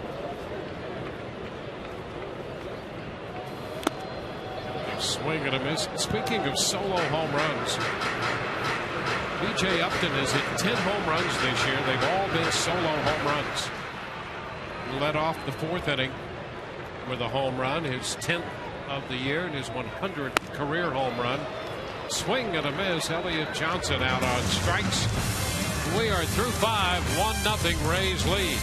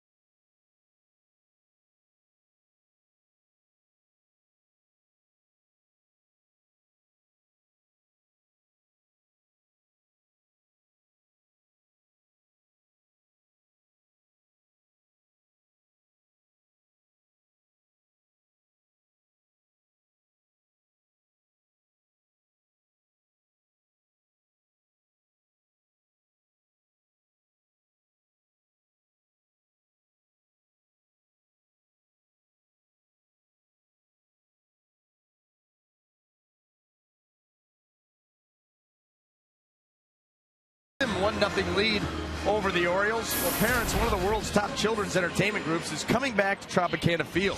This Sunday, the Rays play these Orioles. Then the Wiggles take the stage for performing hits like Hot Potato and Getting Strong. Catch them and all their Wiggly friends by purchasing tickets at RaysBaseball.com.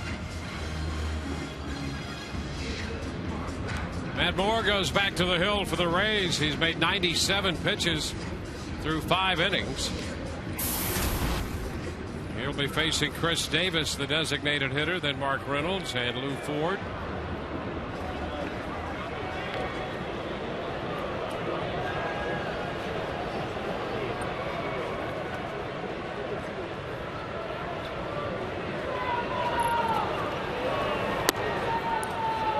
Pitch is up and in, a ball and no strikes.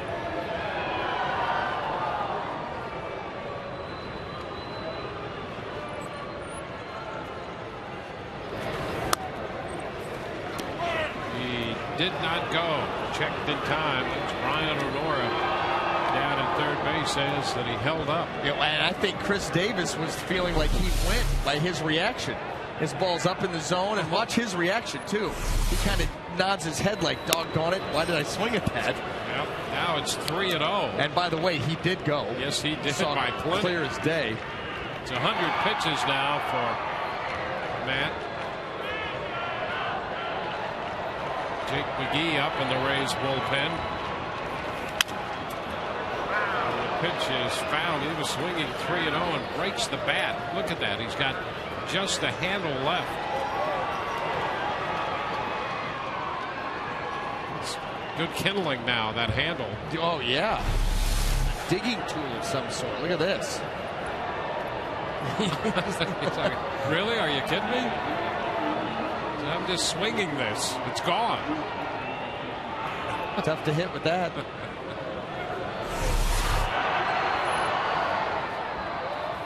(3-1) and it's down for ball 4. So leadoff walk. Now the strike zone has not been overly forgiving tonight, and with that, 3 walks now in 5 innings plus for Moore. And Hunter, as usual, no walks through 5. Well, Hunter's been filling up that zone early and often, forcing Rays hitters into swing mode. Matt Moore's had his moments. 3-1 count. Davis looking for something that he can drive that ball right at the bottom of the strike zone. Now Mark Reynolds. This one into the dirt and skipping by Lobaton. A wild pitch moves Davis up to second base, and that's going to bring Jim Hickey out of the dugout. Well, the leadoff walk to Davis, and then that curveball right there that he threw about 45 feet. I mean, this is going to be almost impossible for Lobaton to block. Look at this pitch heads up. Where you see him, you see Jose throw his right shoulder. He's just trying to knock that ball down. Curveball hit so far in front of the plate. You know, we saw out of the first 100 pitches, 64 were strikes. 65% is almost the line of demarcation for Matt Moore when it comes to success and lack of success and his ability to throw strikes. His numbers and his record when he throws 65% and higher strikes, way better than when he's under that mark. Well, and you would think that for most pitchers, but especially for Matt Moore, that shows you at that percentage, at that number, he's dictating the counts. He's pitching ahead. When Matt Moore's pitching ahead, he's almost unhittable. When he's pitching from behind, he becomes human. Like that for most people, but his stuff is so good, he can get away with it from time to time. 1-0 the count. Now Reynolds shows bunt, takes the pitch down, a fastball. 2-0. Rays have the only run of the game. The Orioles have left men on base in every inning, except, well, they did leave a man on in the second, even in the inning when there was the caught stealing. There's a strike, and it's 2-1. And they have experienced recently trouble hitting with runners in scoring position. They've stranded 7 runners through 5 innings of this game,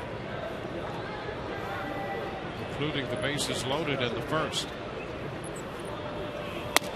Swing and a miss. Reynolds unleashing the cut on the fastball. It's 2-2.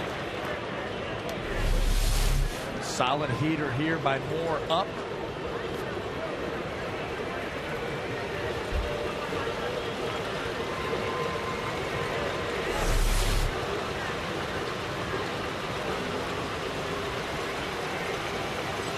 Two, and he takes ball 3, a fastball. Well, he closed him out on a similar pitch in his first at bat, except it was a changeup on the inside corner. Tries to come with the heater. This is just a touch off. Very close.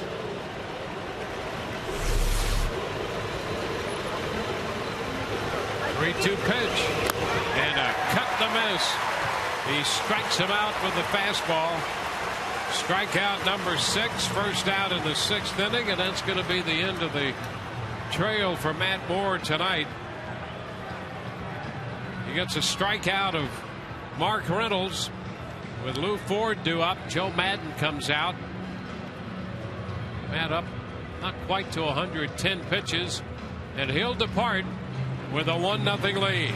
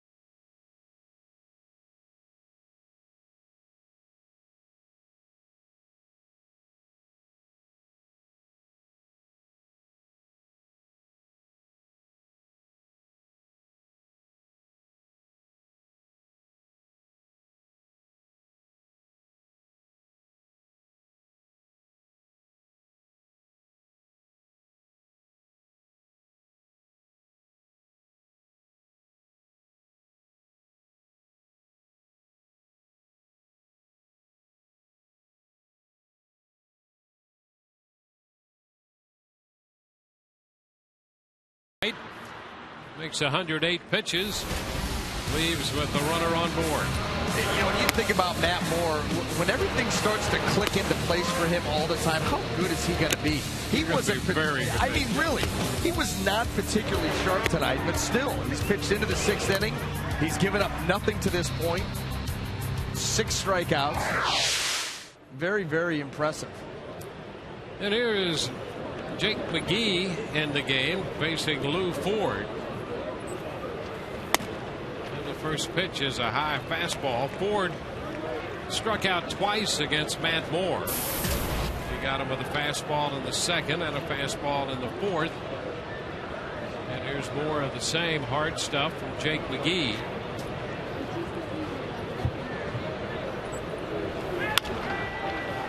Which is fouled out of play.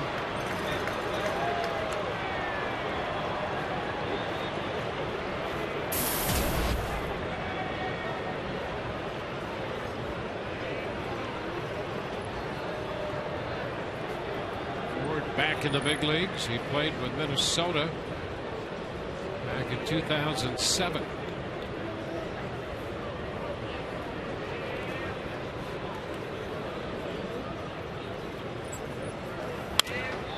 Pitch is fouled out of play. 1-2.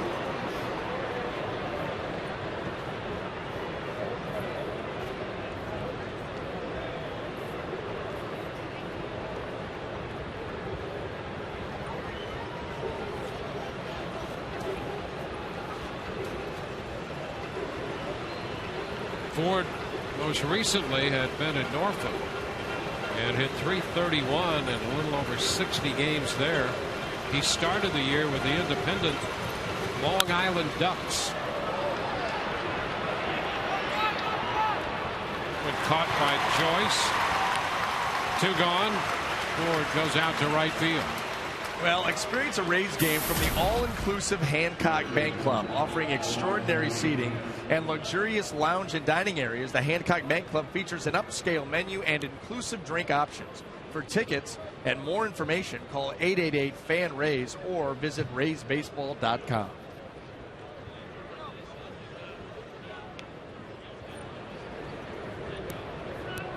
There's Omar Quintanilla.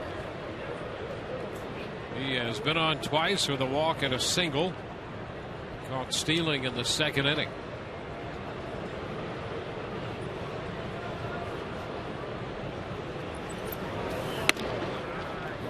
The fastball close, but a ball, says Chad Fairchild. 1-0.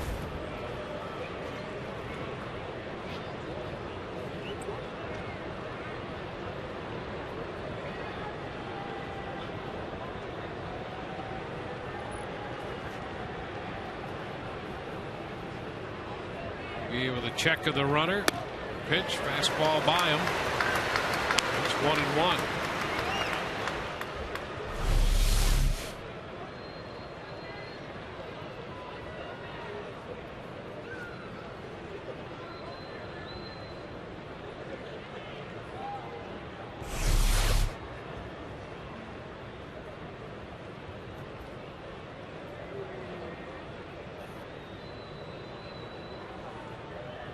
Rays got their run in the fourth on B.J. Upton's 10th home run of the year.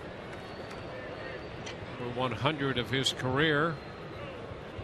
Now McGee works here in the sixth with the Rays against Quintanilla. Pitch is down. 2 balls and a strike.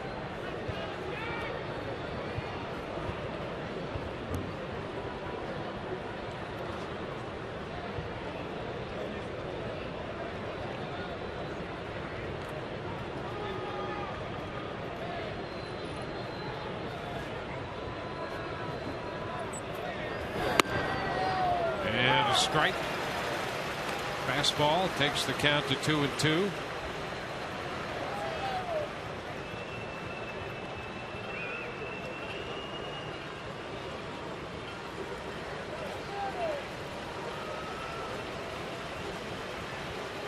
And Dino is the on deck man. Quintanilla, the number 8 hitter.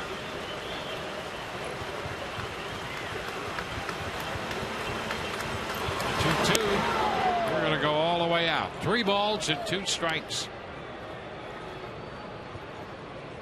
The Orioles continue to put at least a man on base in every inning, with Davis at second base now in the 6th.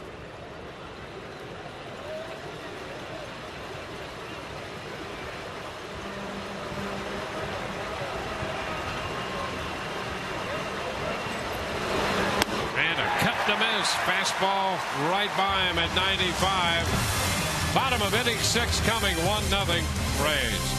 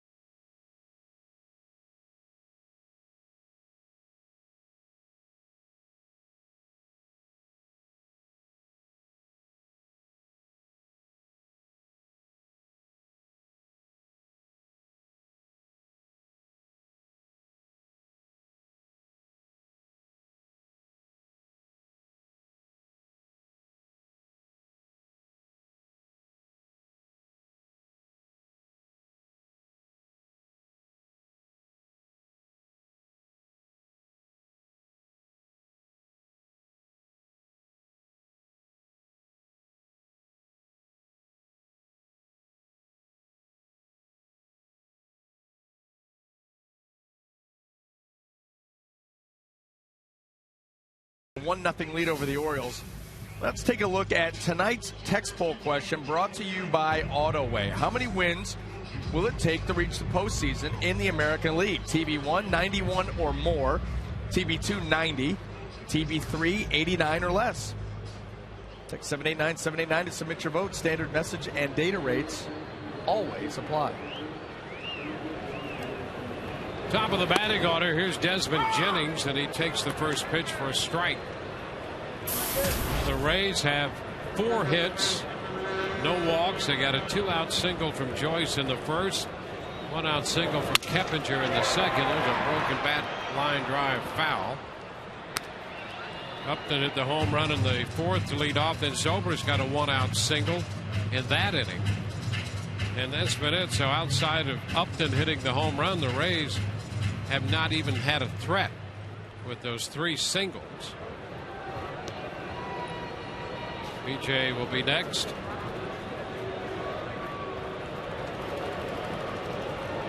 Jennings struck out and grounded out. And he fouls it back.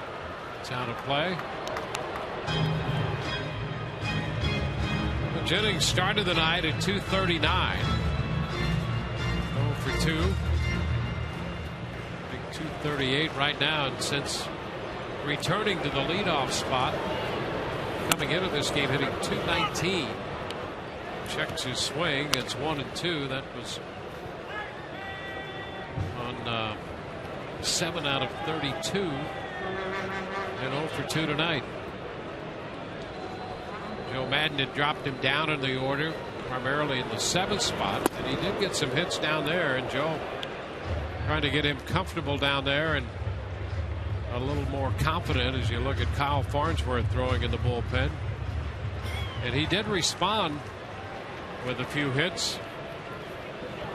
Still trying to be productive out of the leadoff spot. There's a shot deep to left. That ball might get out of here. Home run. Desmond Jennings on a 2-2 pitch. Well, you're not going to be more productive than that. Desmond Jennings hits a 2-2 pitch out of here. His 8th home run of the year. And the Rays lead 2-0. Well, and another solo shot given up by Tommy Hunter. Going to try to pound that zone. Desmond's seen a number of pitches in this at bat and mislocation up. Watch where this ball crosses right down the heart of the plate. So Desmond hits one out, and here is B.J. Upton, who hit one out in the 4th. He bounces it foul. That's a strike. 26 home runs given up now by Tommy Hunter in right around 107 innings.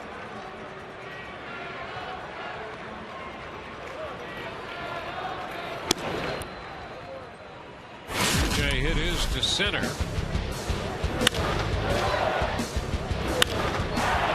pitch is out over the plate to Upton and Jennings. This one is fouled. B.J.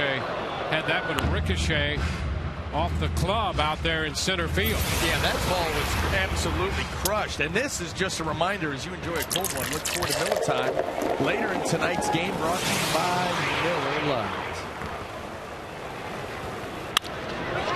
Down to first, one hop and grabbed by Reynolds. And so Upton is the first out here in the 6th. Yeah, some nifty glove work there by Mark Reynolds. That ball cued by BJ. A little one hopper that Mark Reynolds has to play off to the side. Make a nice play. Yeah, that ball that was hit to center field, you saw BJ come, drop those hands and that bat head right on that baseball and get that good backspin. And that ball just took off. You know, BJ can do that. You know, he's not a guy that's walking in, you know, thick, big, muscular guy, but he's strong and he's wiry, and he has that leverage swing. Boy, oh boy, he can let it fly. 1-0 the count to Matt Joyce. 2-0.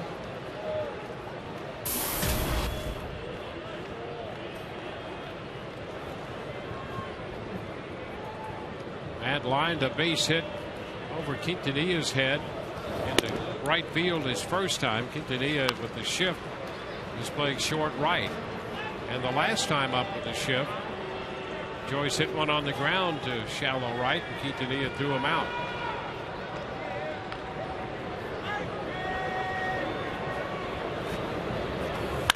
There's a hard hit ball, foul, and out of play.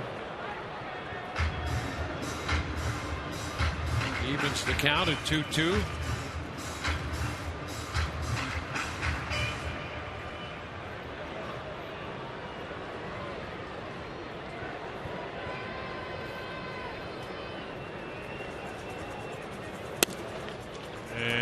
Pitch missed. So Joyce heads to first.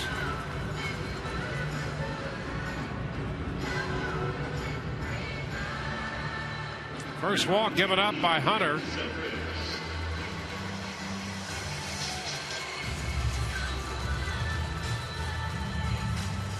Ben Zobrist will bat.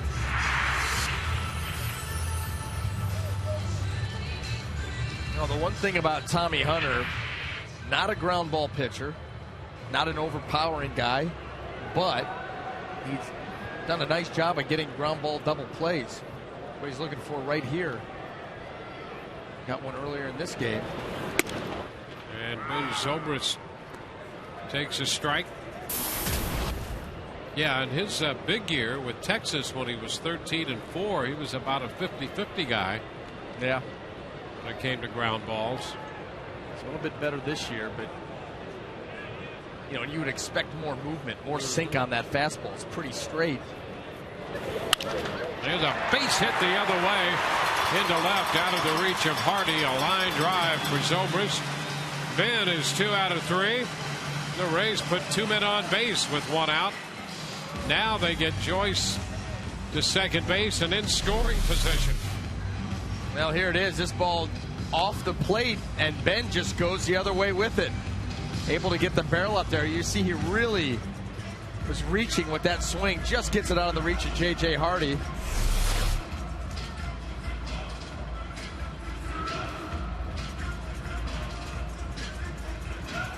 So Hunter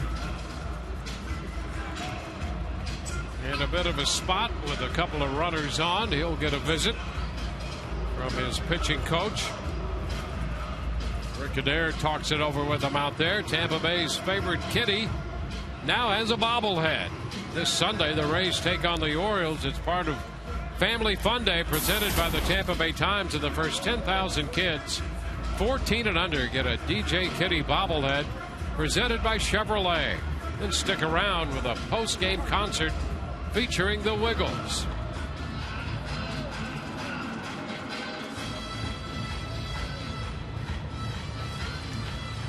Friday night out at Tropicana Field. Adair took a little extra time out there. Darren O'Day just started to throw down the left field line in the bullpen. Well, you can see Darren O'Day is one of those tough on righties, sidewinder. Well, Carlos Pena will get a chance to bat here against Hunter, and his career numbers pretty good against Hunter. 0 for 2 tonight. Carlos bats with men at first and second.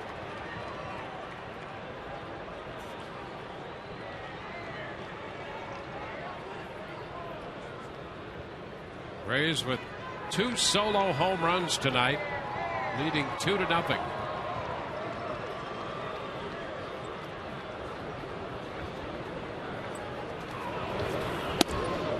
Pitch inside. 1 ball, no strikes.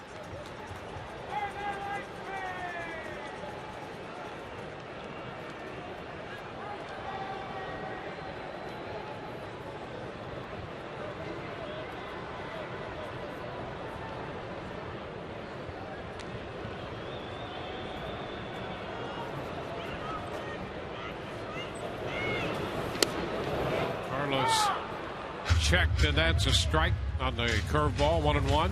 Well, this MLB on Fox season, Fox Sports is proud to support the Boys and Girls Clubs of America, a place where youth can reach their full potential as productive, caring, responsible citizens. To learn more, please visit greatfutures.org/Fox Sports. Here's the 1-1 to Carlos Pena, and instead a pickoff play at second. Matt Joyce back in. Twins have tied the Red Sox. That's a 5-5 game in the bottom of the 5th in Boston now. 4-0 with 3 hits and a couple of runs batted in for Minnesota in that game. 1-1 the count to Pena. And a slow breaking ball And Hunter is ahead of Pena, 1-2. Well located slow breaking ball. That started just off the plate, breaking into the outside corner. Taking advantage of the location and the change in speed to get the swing and a miss from Carlos.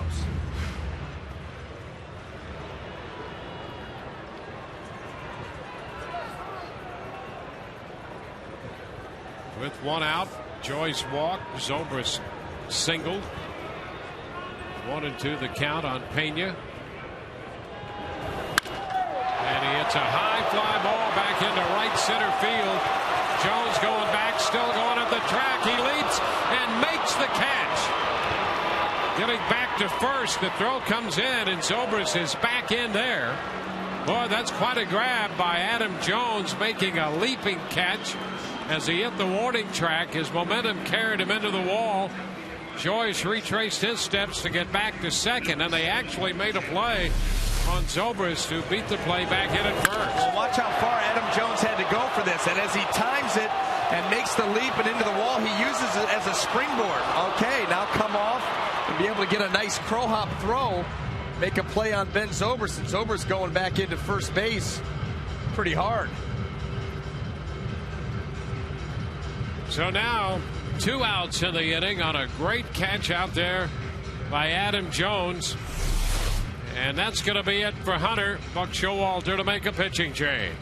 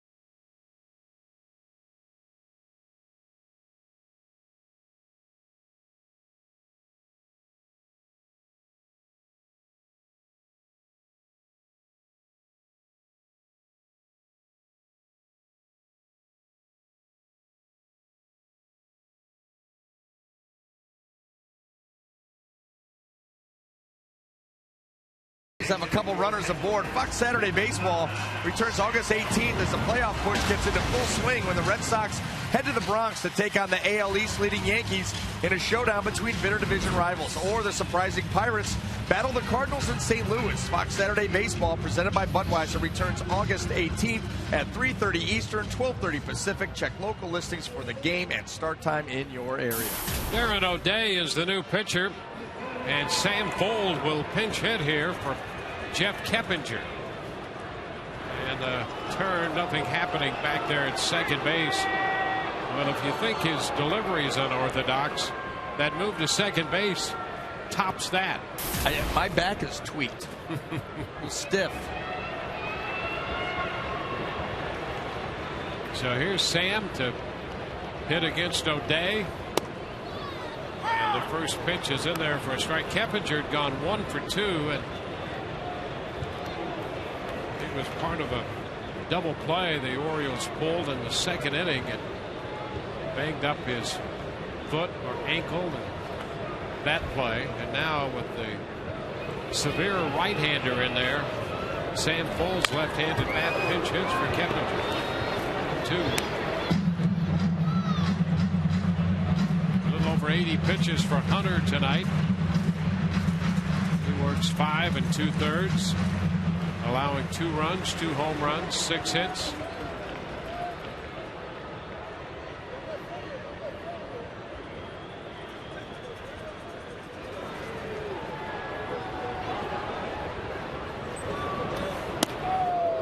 inside.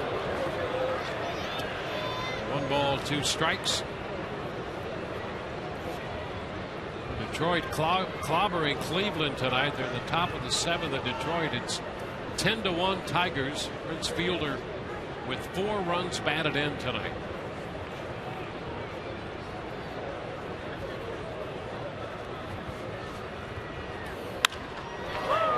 Fly ball lifted into left. Ford is there and makes the catch. So the Rays lead 2. They settle for the 1 run on the home run by Desmond Jennings. Through 6, headed into the 7th. 2-0 Tampa Bay.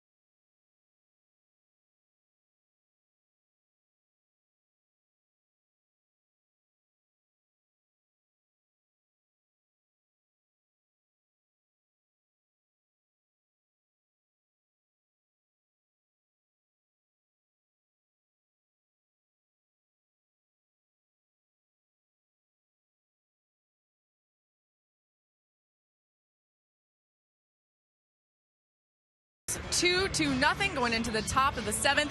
We want to make sure you follow us on Twitter. It's at SunSportsRays. Now, the Rays recently called up Will Rhymes to add that versatile option off the bench, and he made quite the impression in Durham, so much so that somebody posted his face on a telephone pole.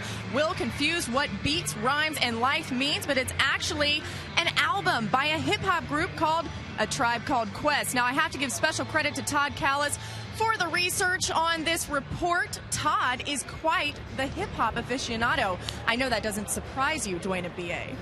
No, nothing surprises us when it comes to Todd. Just when you think you know him, you realize that you don't know him. Yeah. And here's Kyle Farnsworth. And you wow. You're left speechless. I am. You're left. I am. You're good. You are good. First pitch, and Dino. And he takes the pitch from Farnsworth for a strike. Can one man truly be everything to everyone? 1 ball, 1 strike. Well, the closest guy I know.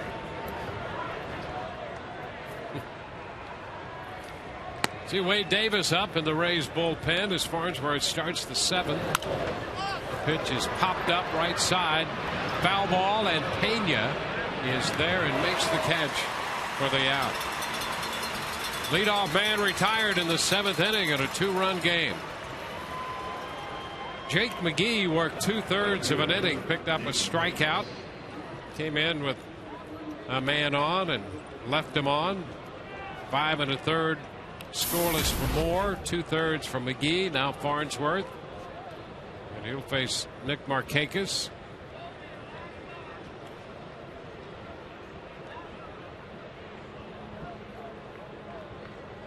Markakis 1 out of 3.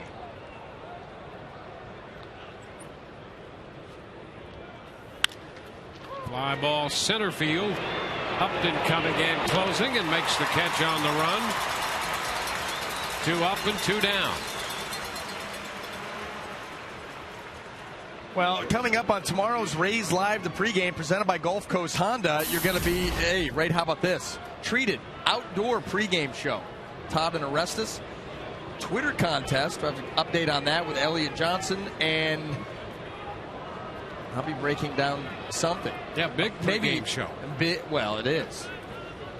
There it is. Out there, that's the site, in case you're making plans. I may break down my happiness for not being on set.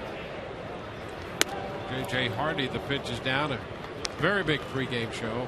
By all means, big pregame show. Looking forward. This is down.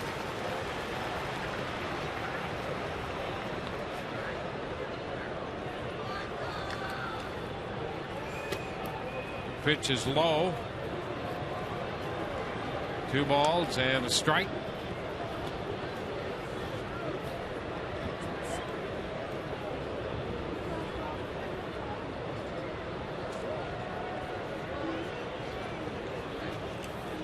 Two and one. Ground ball to short. Elliot Johnson's going to take care of that. It's a quick 7th inning. 1-2-3 for Kyle Farnsworth. 7th inning stretch. Rays lead 2-0.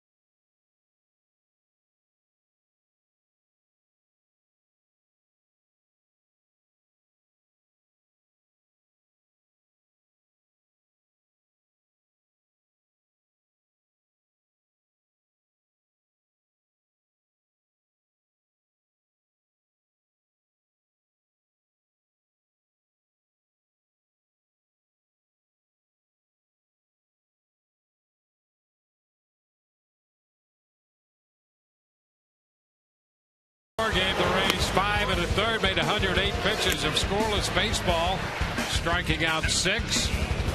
You got some offensive help from B.J. Upton, his 100th career home run to straightaway center. Desmond Jennings hit one to open the 6th inning. The Rays have the 2 runs on the solo blast. 6 hits. B.J.'s 10th of the year, and number 8 for Desmond Jennings. Hendrick and pronounced conversation there with BJ.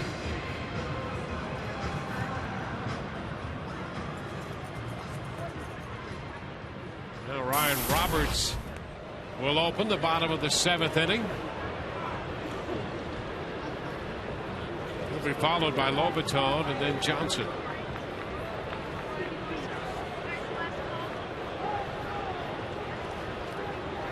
Darren O'Day is in relief of Tommy Hunter. And a chopper to third. And Dino gloves and throws, and 1 pitch, 1 away here.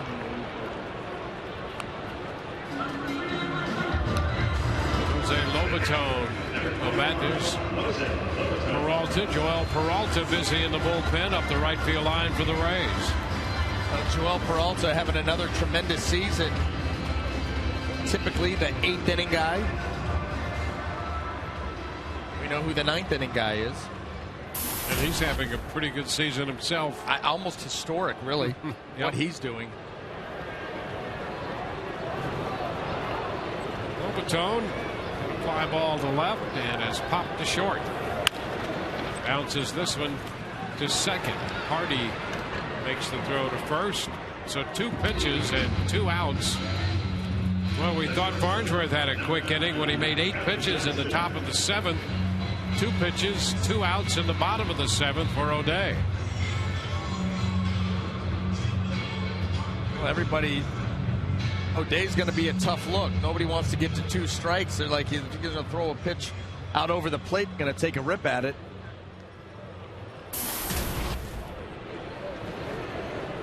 Now Elliott Johnson. Pitch is a strike. So Wieters there too, sitting right in the middle of the plate, figuring that Elliott was going to take after 2 pitches, 2 swings. Now you move to the corner. It's 1-1. Game 2, night game tomorrow night, the day game here on Sunday. Rays and the Orioles started the night with identical records of 55 and 50. Elliott fouls it at his feet. The count is 1-2.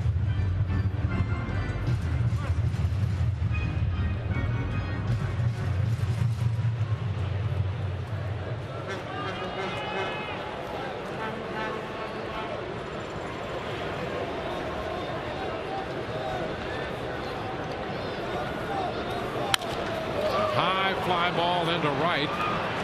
Markakis is there waiting. He's got it. And a very quick inning for the Rays in the bottom of the 7th. 2-0 Tampa Bay.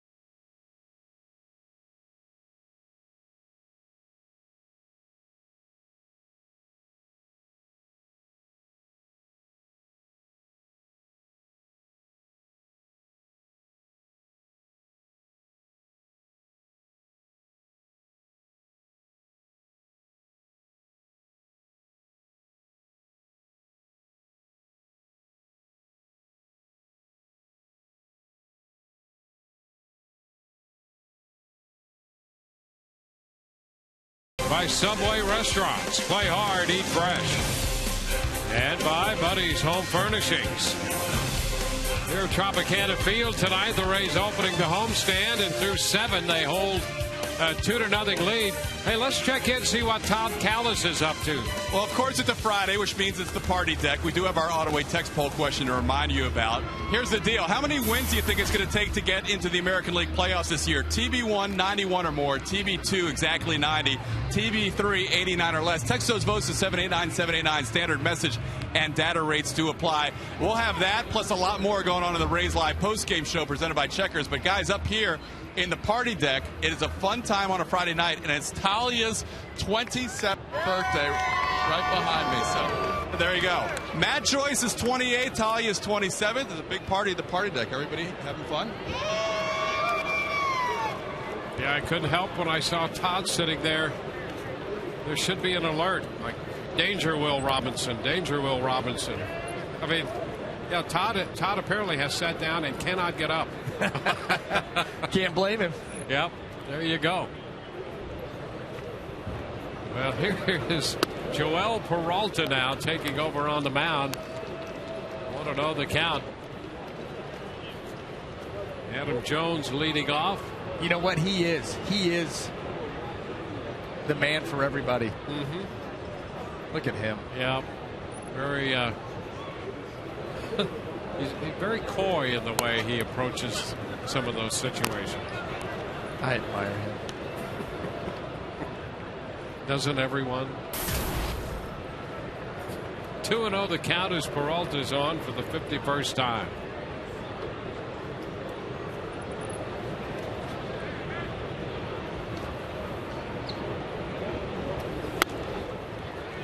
That's a strike.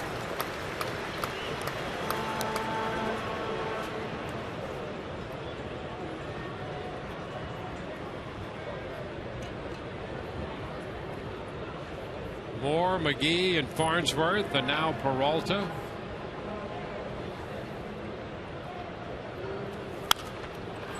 It's foul out of play.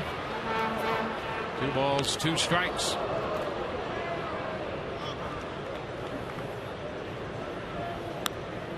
Jones has 2 of the 6 hits for the Orioles tonight. To the top 10 in total hits.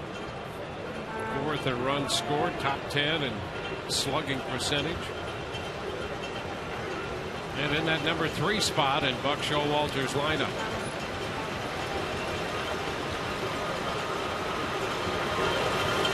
Strike 3 called on the outside corner. And boy, Peralta with some precision right there gets Jones looking. Well, the reaction by Jones tells the whole story. He takes a peek out there and says, yep, turns immediately, walks back to the dugout. Perfect.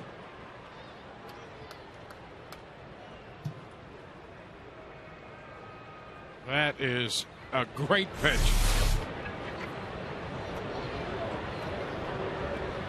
So here's Matt Wieters. He is 1 for 3. And a base hit in the 3rd. A couple of strikeouts sandwiched around the single.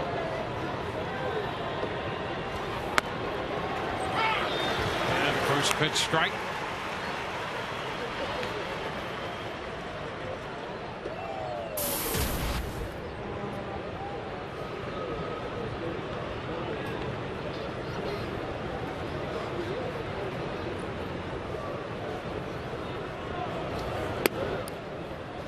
One and one.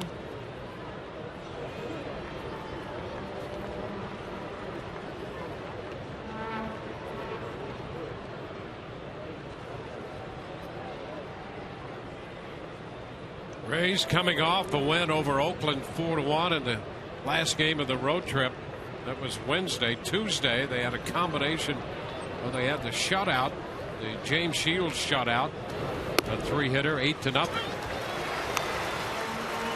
1 and 2, and so far tonight the combination of Moore, McGee, Farnsworth, and Peralta allowing no runs on 6 hits.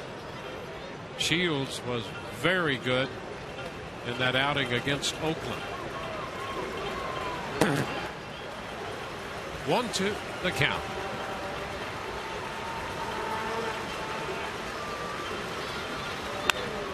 Down to third, a backhanded stop by Roberts, throw to first, not going to get him. Takes a strange hop off the lip of the turf, and that's a base hit for Wieters. Well, they had the infield shaded severely around to the right side, and Roberts had to go back to the normal third base spot and try to make a backhanded play on it. Well, Wieters just takes that ball the other way, and you don't know if he did that because of the change in speed. You see that ball coming up on Carlos, no harm, no foul, or if he just caught the ball off the end of the bat because he was so far out in front, kind of squibbed it the other way. Either way, he ends up at first base with just 1 out. Chris Davis. Chris Davis, the hitter, he's 0 for 1 with a couple of walks. The pitch is up, 1-0. He's also a guy that has a measure of power here. See the 18 home runs, 53 runs batted in, so Baltimore still within striking distance. Now the Orioles actually are 3rd in the American League in home runs. They've got 131 home runs. Line drive and a base hit into right. Wieters will go to second. Joyce gets the ball back in. Wieters at second and Davis at first on back-to-back base hits. Davis goes out and gets this pitch and rolls right over the top of it, but he is strong enough that he's able to shoot it right by Ben Zobrist, and now the Orioles have something cooking here. 1st and 2nd and 1 out. Lobatone and Peralta talk it over.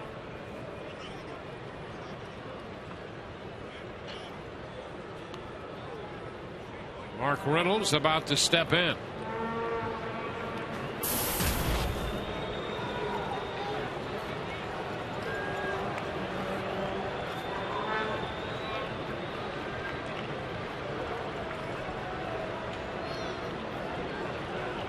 Peralta has had success against Reynolds in their head-to-head matchups. Reynolds 0 for 6, and Peralta has struck him out 3 times. The pitch is down. A ball, no strikes. Pedro Strop up in the bullpen for Baltimore.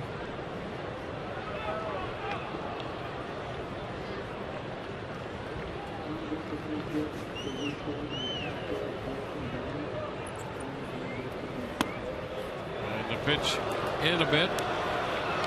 Breaking ball, 2-0. Curveball here by Peralta doesn't quite get where gets to the point he wants it. Almost looks like it crossed up Lobatone the way he started up after it, then dropped that glove back down.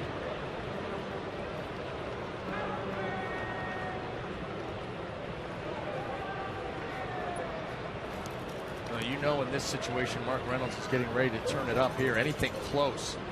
2-0 count with this guy at the plate in this situation. 2-0. And a quick cut. A little piece of that one foul. But the split 2-0. It's 2-1. And now Peralta wants to talk with Lobatone.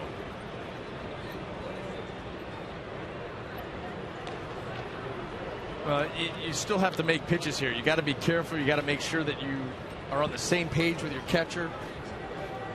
Have an idea of what you want to try to execute and accomplish here. Mark Reynolds, a tremendous amount of power, free swinger.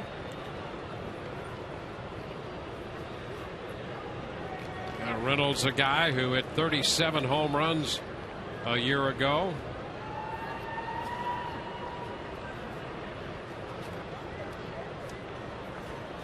Two and one to count. And there's a strike. 2-2. Now another split here, 2 in a row. With this one, just Mark Reynolds is fooled by the change of speed, can't even pull the trigger. That would be the opportunity to take one out of the zone. You put on a couple in the zone, get on top of this split, and let Reynolds chase it below. 2-2.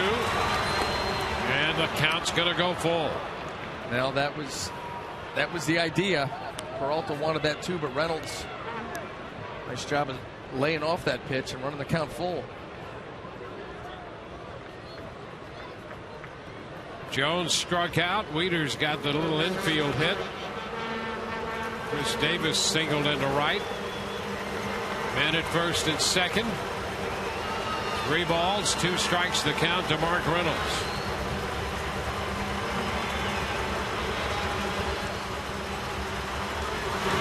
And strike 3 call. Fastball. Well, a steady diet of the splits. And then the fastball at the knees caught him looking. Same pitch to Adam Jones. Fastball right there. Outside corner. I mean, look at it right down in that corner pocket. Beautiful shot there by Peralta.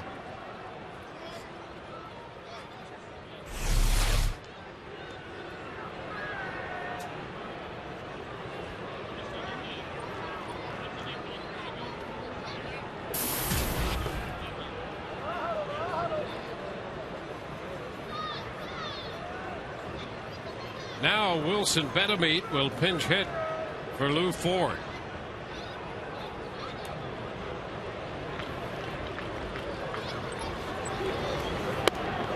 And he pops that first pitch in there. A strike, a little break on that one to get ahead. Yeah, that was sharp. Sharp breaking ball here with Benameat at the plate.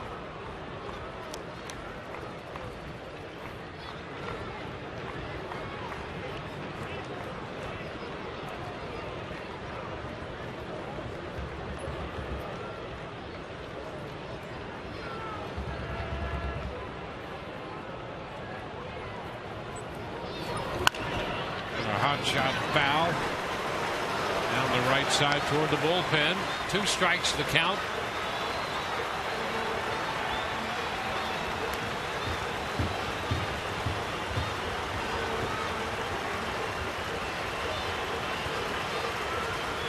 Two men on, 2 men out. 2 strikes the count on the pinch hitter Betemit.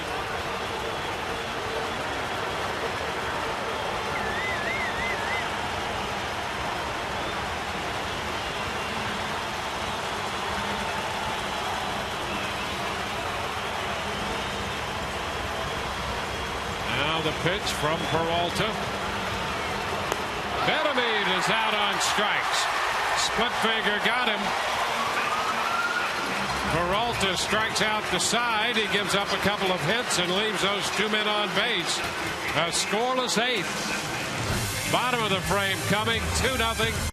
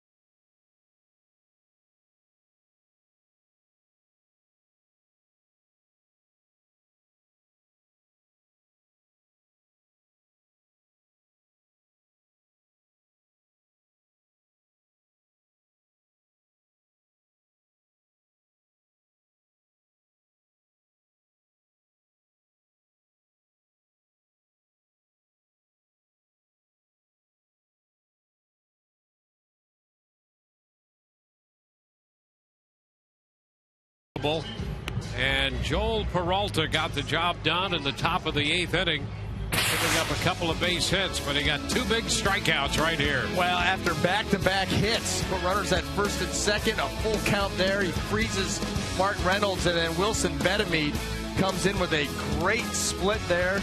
And an 0-2 count, gets the awkward swing and strike 3, and you better believe he is jacked up.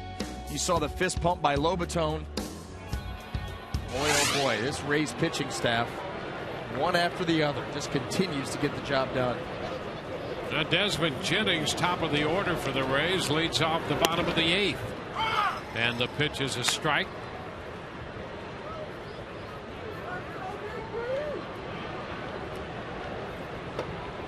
Not only does Peralta do his job on the mound, he's helping the Rays bench coach Davey Martinez take care of business. You know, he may need to go jump on an exercise bike and work some of this, work some out.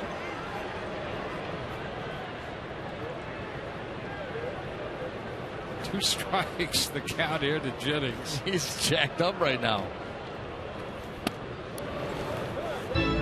1 ball, 2 strikes. Well, that was a big spot. 2-run ball game. It was.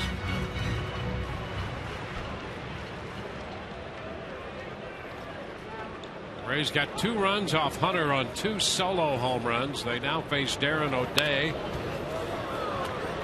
Upton hit a homer in the 4th, and Jennings homered in the 6th inning. Betemit, after entering the game hitting for Ford, stays on to play 3rd.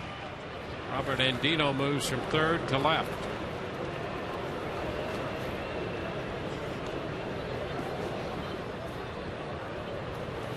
And they're cutting a miss. Jennings out on strikes for the 2nd time in this game. O'Day has faced 5 hitters. He's retired all 5.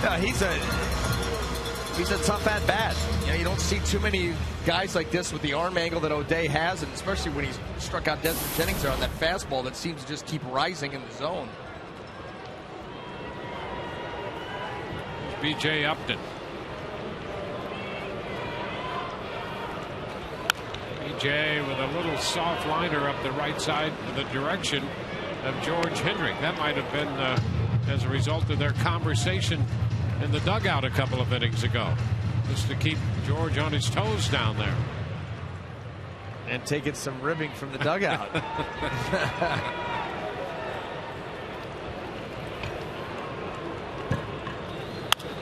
Ground ball just foul outside of third base this time. 0-2.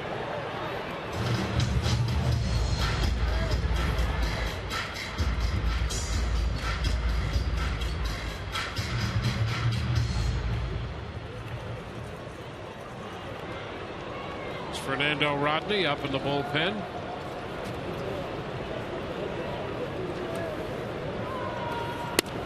And strike three call to Upton. Two gone. Yeah, man, BJ's like, what am I going to do with that?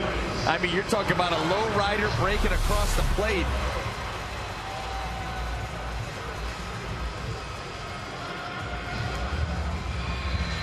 Haven't seen too many of those called tonight. That was nasty. Well, that's going to be it for O'Day. We'll see the lefty back in a moment.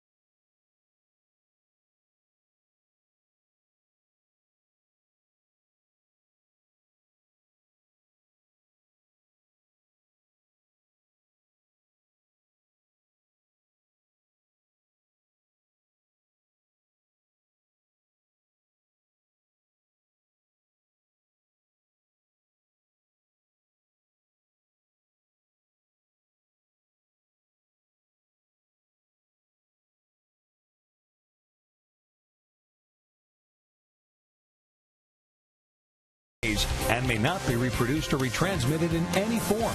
And the accounts and descriptions of this game may not be disseminated without the express written consent of the Tampa Bay Rays. Troy Patton's going to be the new pitcher for Baltimore. The lefty on to face Matt Joyce.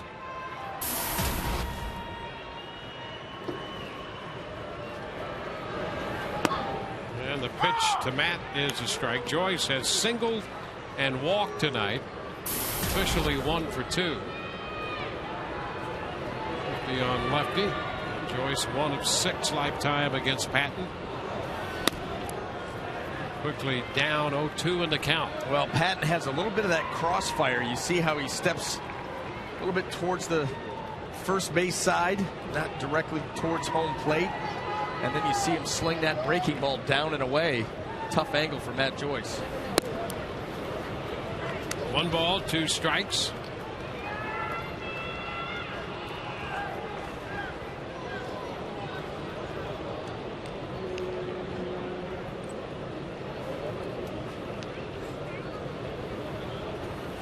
And Matt swings and misses.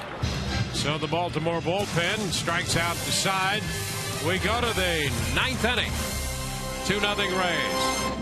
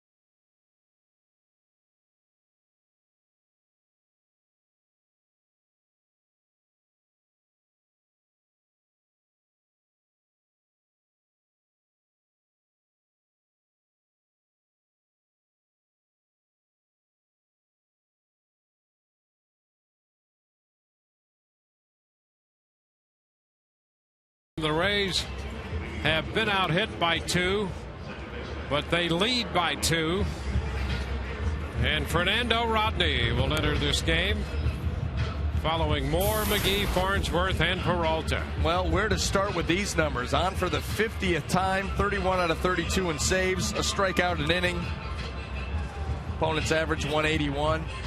Fernando Rodney has been getting it done all season long for the Tampa Bay Rays, coming out of that bullpen primarily with 2 pitches. Fastball, changeup with tremendous command.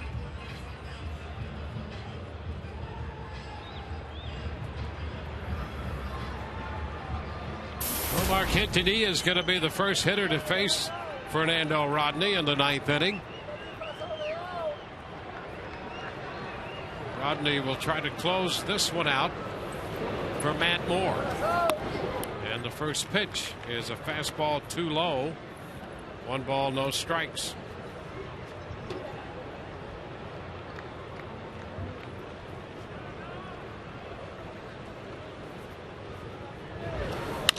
And a chopper back over the mound behind the bag at second. And Elliott Johnson makes the play.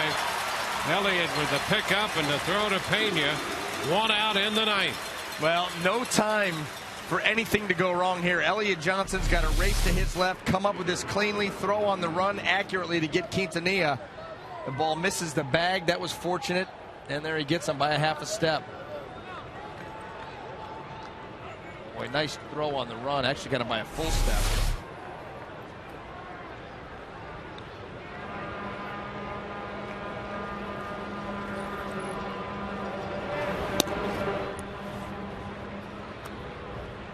One ball, no strikes.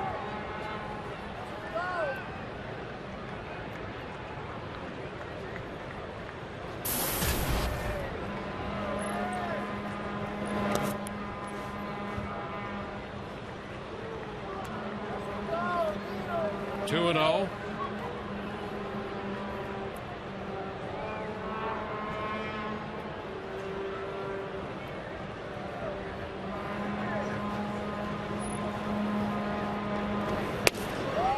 There's a strike. 2 and 1.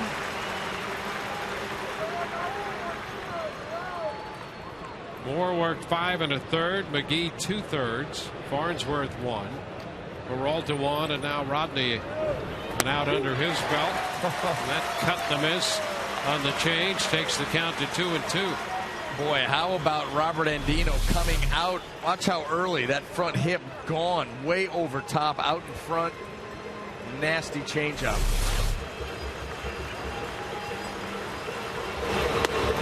And strike 3 call. Andino out of there. 2 outs in the 9th inning. The Rays an out away from taking the first game of this series.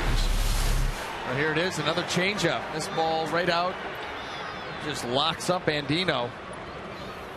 The Rays also trying to win their 3rd consecutive game for the first time since June the 10th. They had a little stretch there leading up to the 10th when they won 4 straight. There's a strike to Markakis. So this would be the first time they've won 3 in a row since then. 0-1 the count to Markakis. And another strike. 0-2.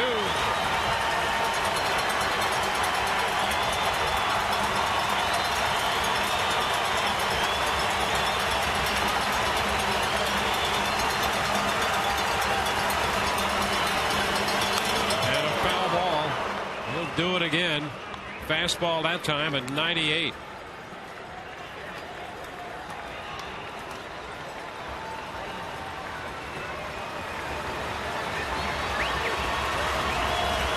The other thing, the Rays since July the 19th on the verge, this pitching staff's allowed 5 home runs in that time, and they're a strike away from throwing their 5th shutout in that stretch.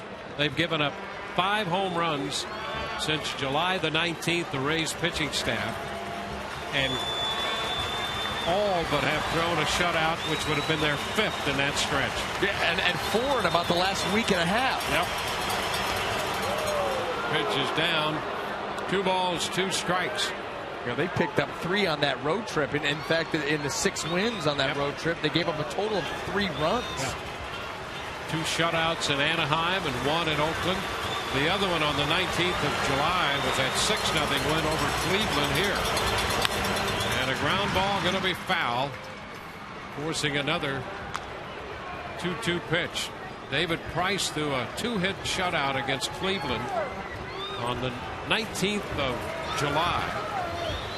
And the Rays got the combination shutouts back-to-back over the Angels, and Shields shut out in Oakland, and Markakis battling just to keep this game going.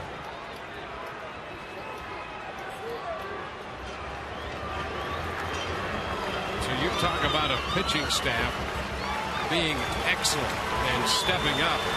This one has certainly done that, and the bullpen has really led the charge. Another foul ball.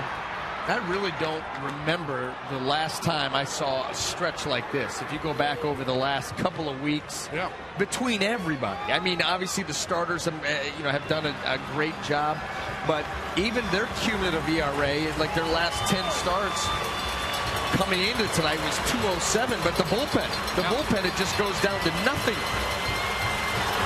2-2 and a fly ball back into left field. Jennings back just to the track, and the Rays win it. 1-2-3 in the 9th. It's a 2-0 final. A combination shutout as Fernando Rodney takes over the lead in the save department. Rodney gets his 32nd save in 33 attempts. Matt Moore is going to get the victory. His record is now 8-7.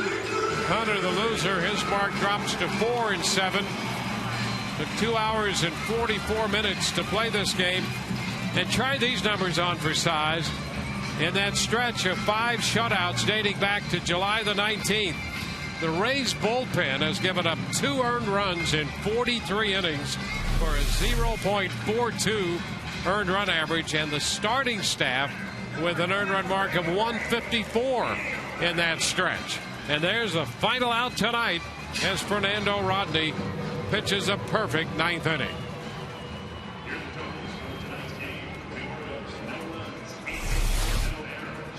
Rays hit a couple of solo shots tonight, and that was enough for shutout pitching. As we promised early in the game, Miller Time brought to you by Miller Lite. The home run by B.J. Upton, a shot to straightaway center field. Upton hit it off the batter's eye out there. Home run number 10 for B.J. and number 100 of his career. And Todd Callis is standing by on the field right now with B.J. Upton. Dwayne, thanks. BJ, when the pitching is going like this and you get a run or two, you feeling pretty confident about your chances? Absolutely, man. Our pitching staff has kept us in it all year, even when the offense wasn't producing. And lately we've had to score very little runs for these guys, and obviously we don't want it that way, but we're starting to swing the bats pretty well, and then things are starting to come together. I think July 20th was your last home run. You hit 99. Justin, your brother, hit 99 that same day. Have you guys been talking about who's going to get to 100 first? You know what? We haven't talked in about a week or so, and haven't really brought it up, and I think it's just coincidence that it happened tonight. Did you know, sometimes word filters from the clubhouse, did you know when you went to the plate that Justin had already gotten 100 today? You know what? No idea. And I guess I hit it, and I guess he hit his minutes before mine, and they told me when I got back to the dugout. So that's pretty cool. We went 20-20 together, and to get 100 on the same day is pretty cool. How about you and Dez hitting home runs tonight? I know you guys talk a lot. You have a similar spot in the locker room. Do you guys feel like if you can get things rolling at the top, and things will start to roll for the whole lineup? Yeah. Your top guys are normally your table setters, and that's what we've been trying to get back to. Fell off for a little bit there, but we're starting to have good at bats and swing the bat pretty well. So hopefully we continue to do that and you know, set the table for the guys behind us. Final thing, BJ, I know you said you've been looking for this team to get to that next level. You've been kind of treading water since Longo's been down. Do you feel like that road trip maybe pushed you to that next level for now? Yeah, definitely. You know, going in facing 3 teams that were ahead of us in the wild card. You know, not a make or break road trip, but definitely you know, a significant part of the season, and we answered the call and came out you know, over 500. Congrats on 100. Thanks. Thanks a lot. BJ Upton, guys, back to you. All right, Todd, thank you. The Rays win this one 2-0. Take the first game of the series. Back in a moment.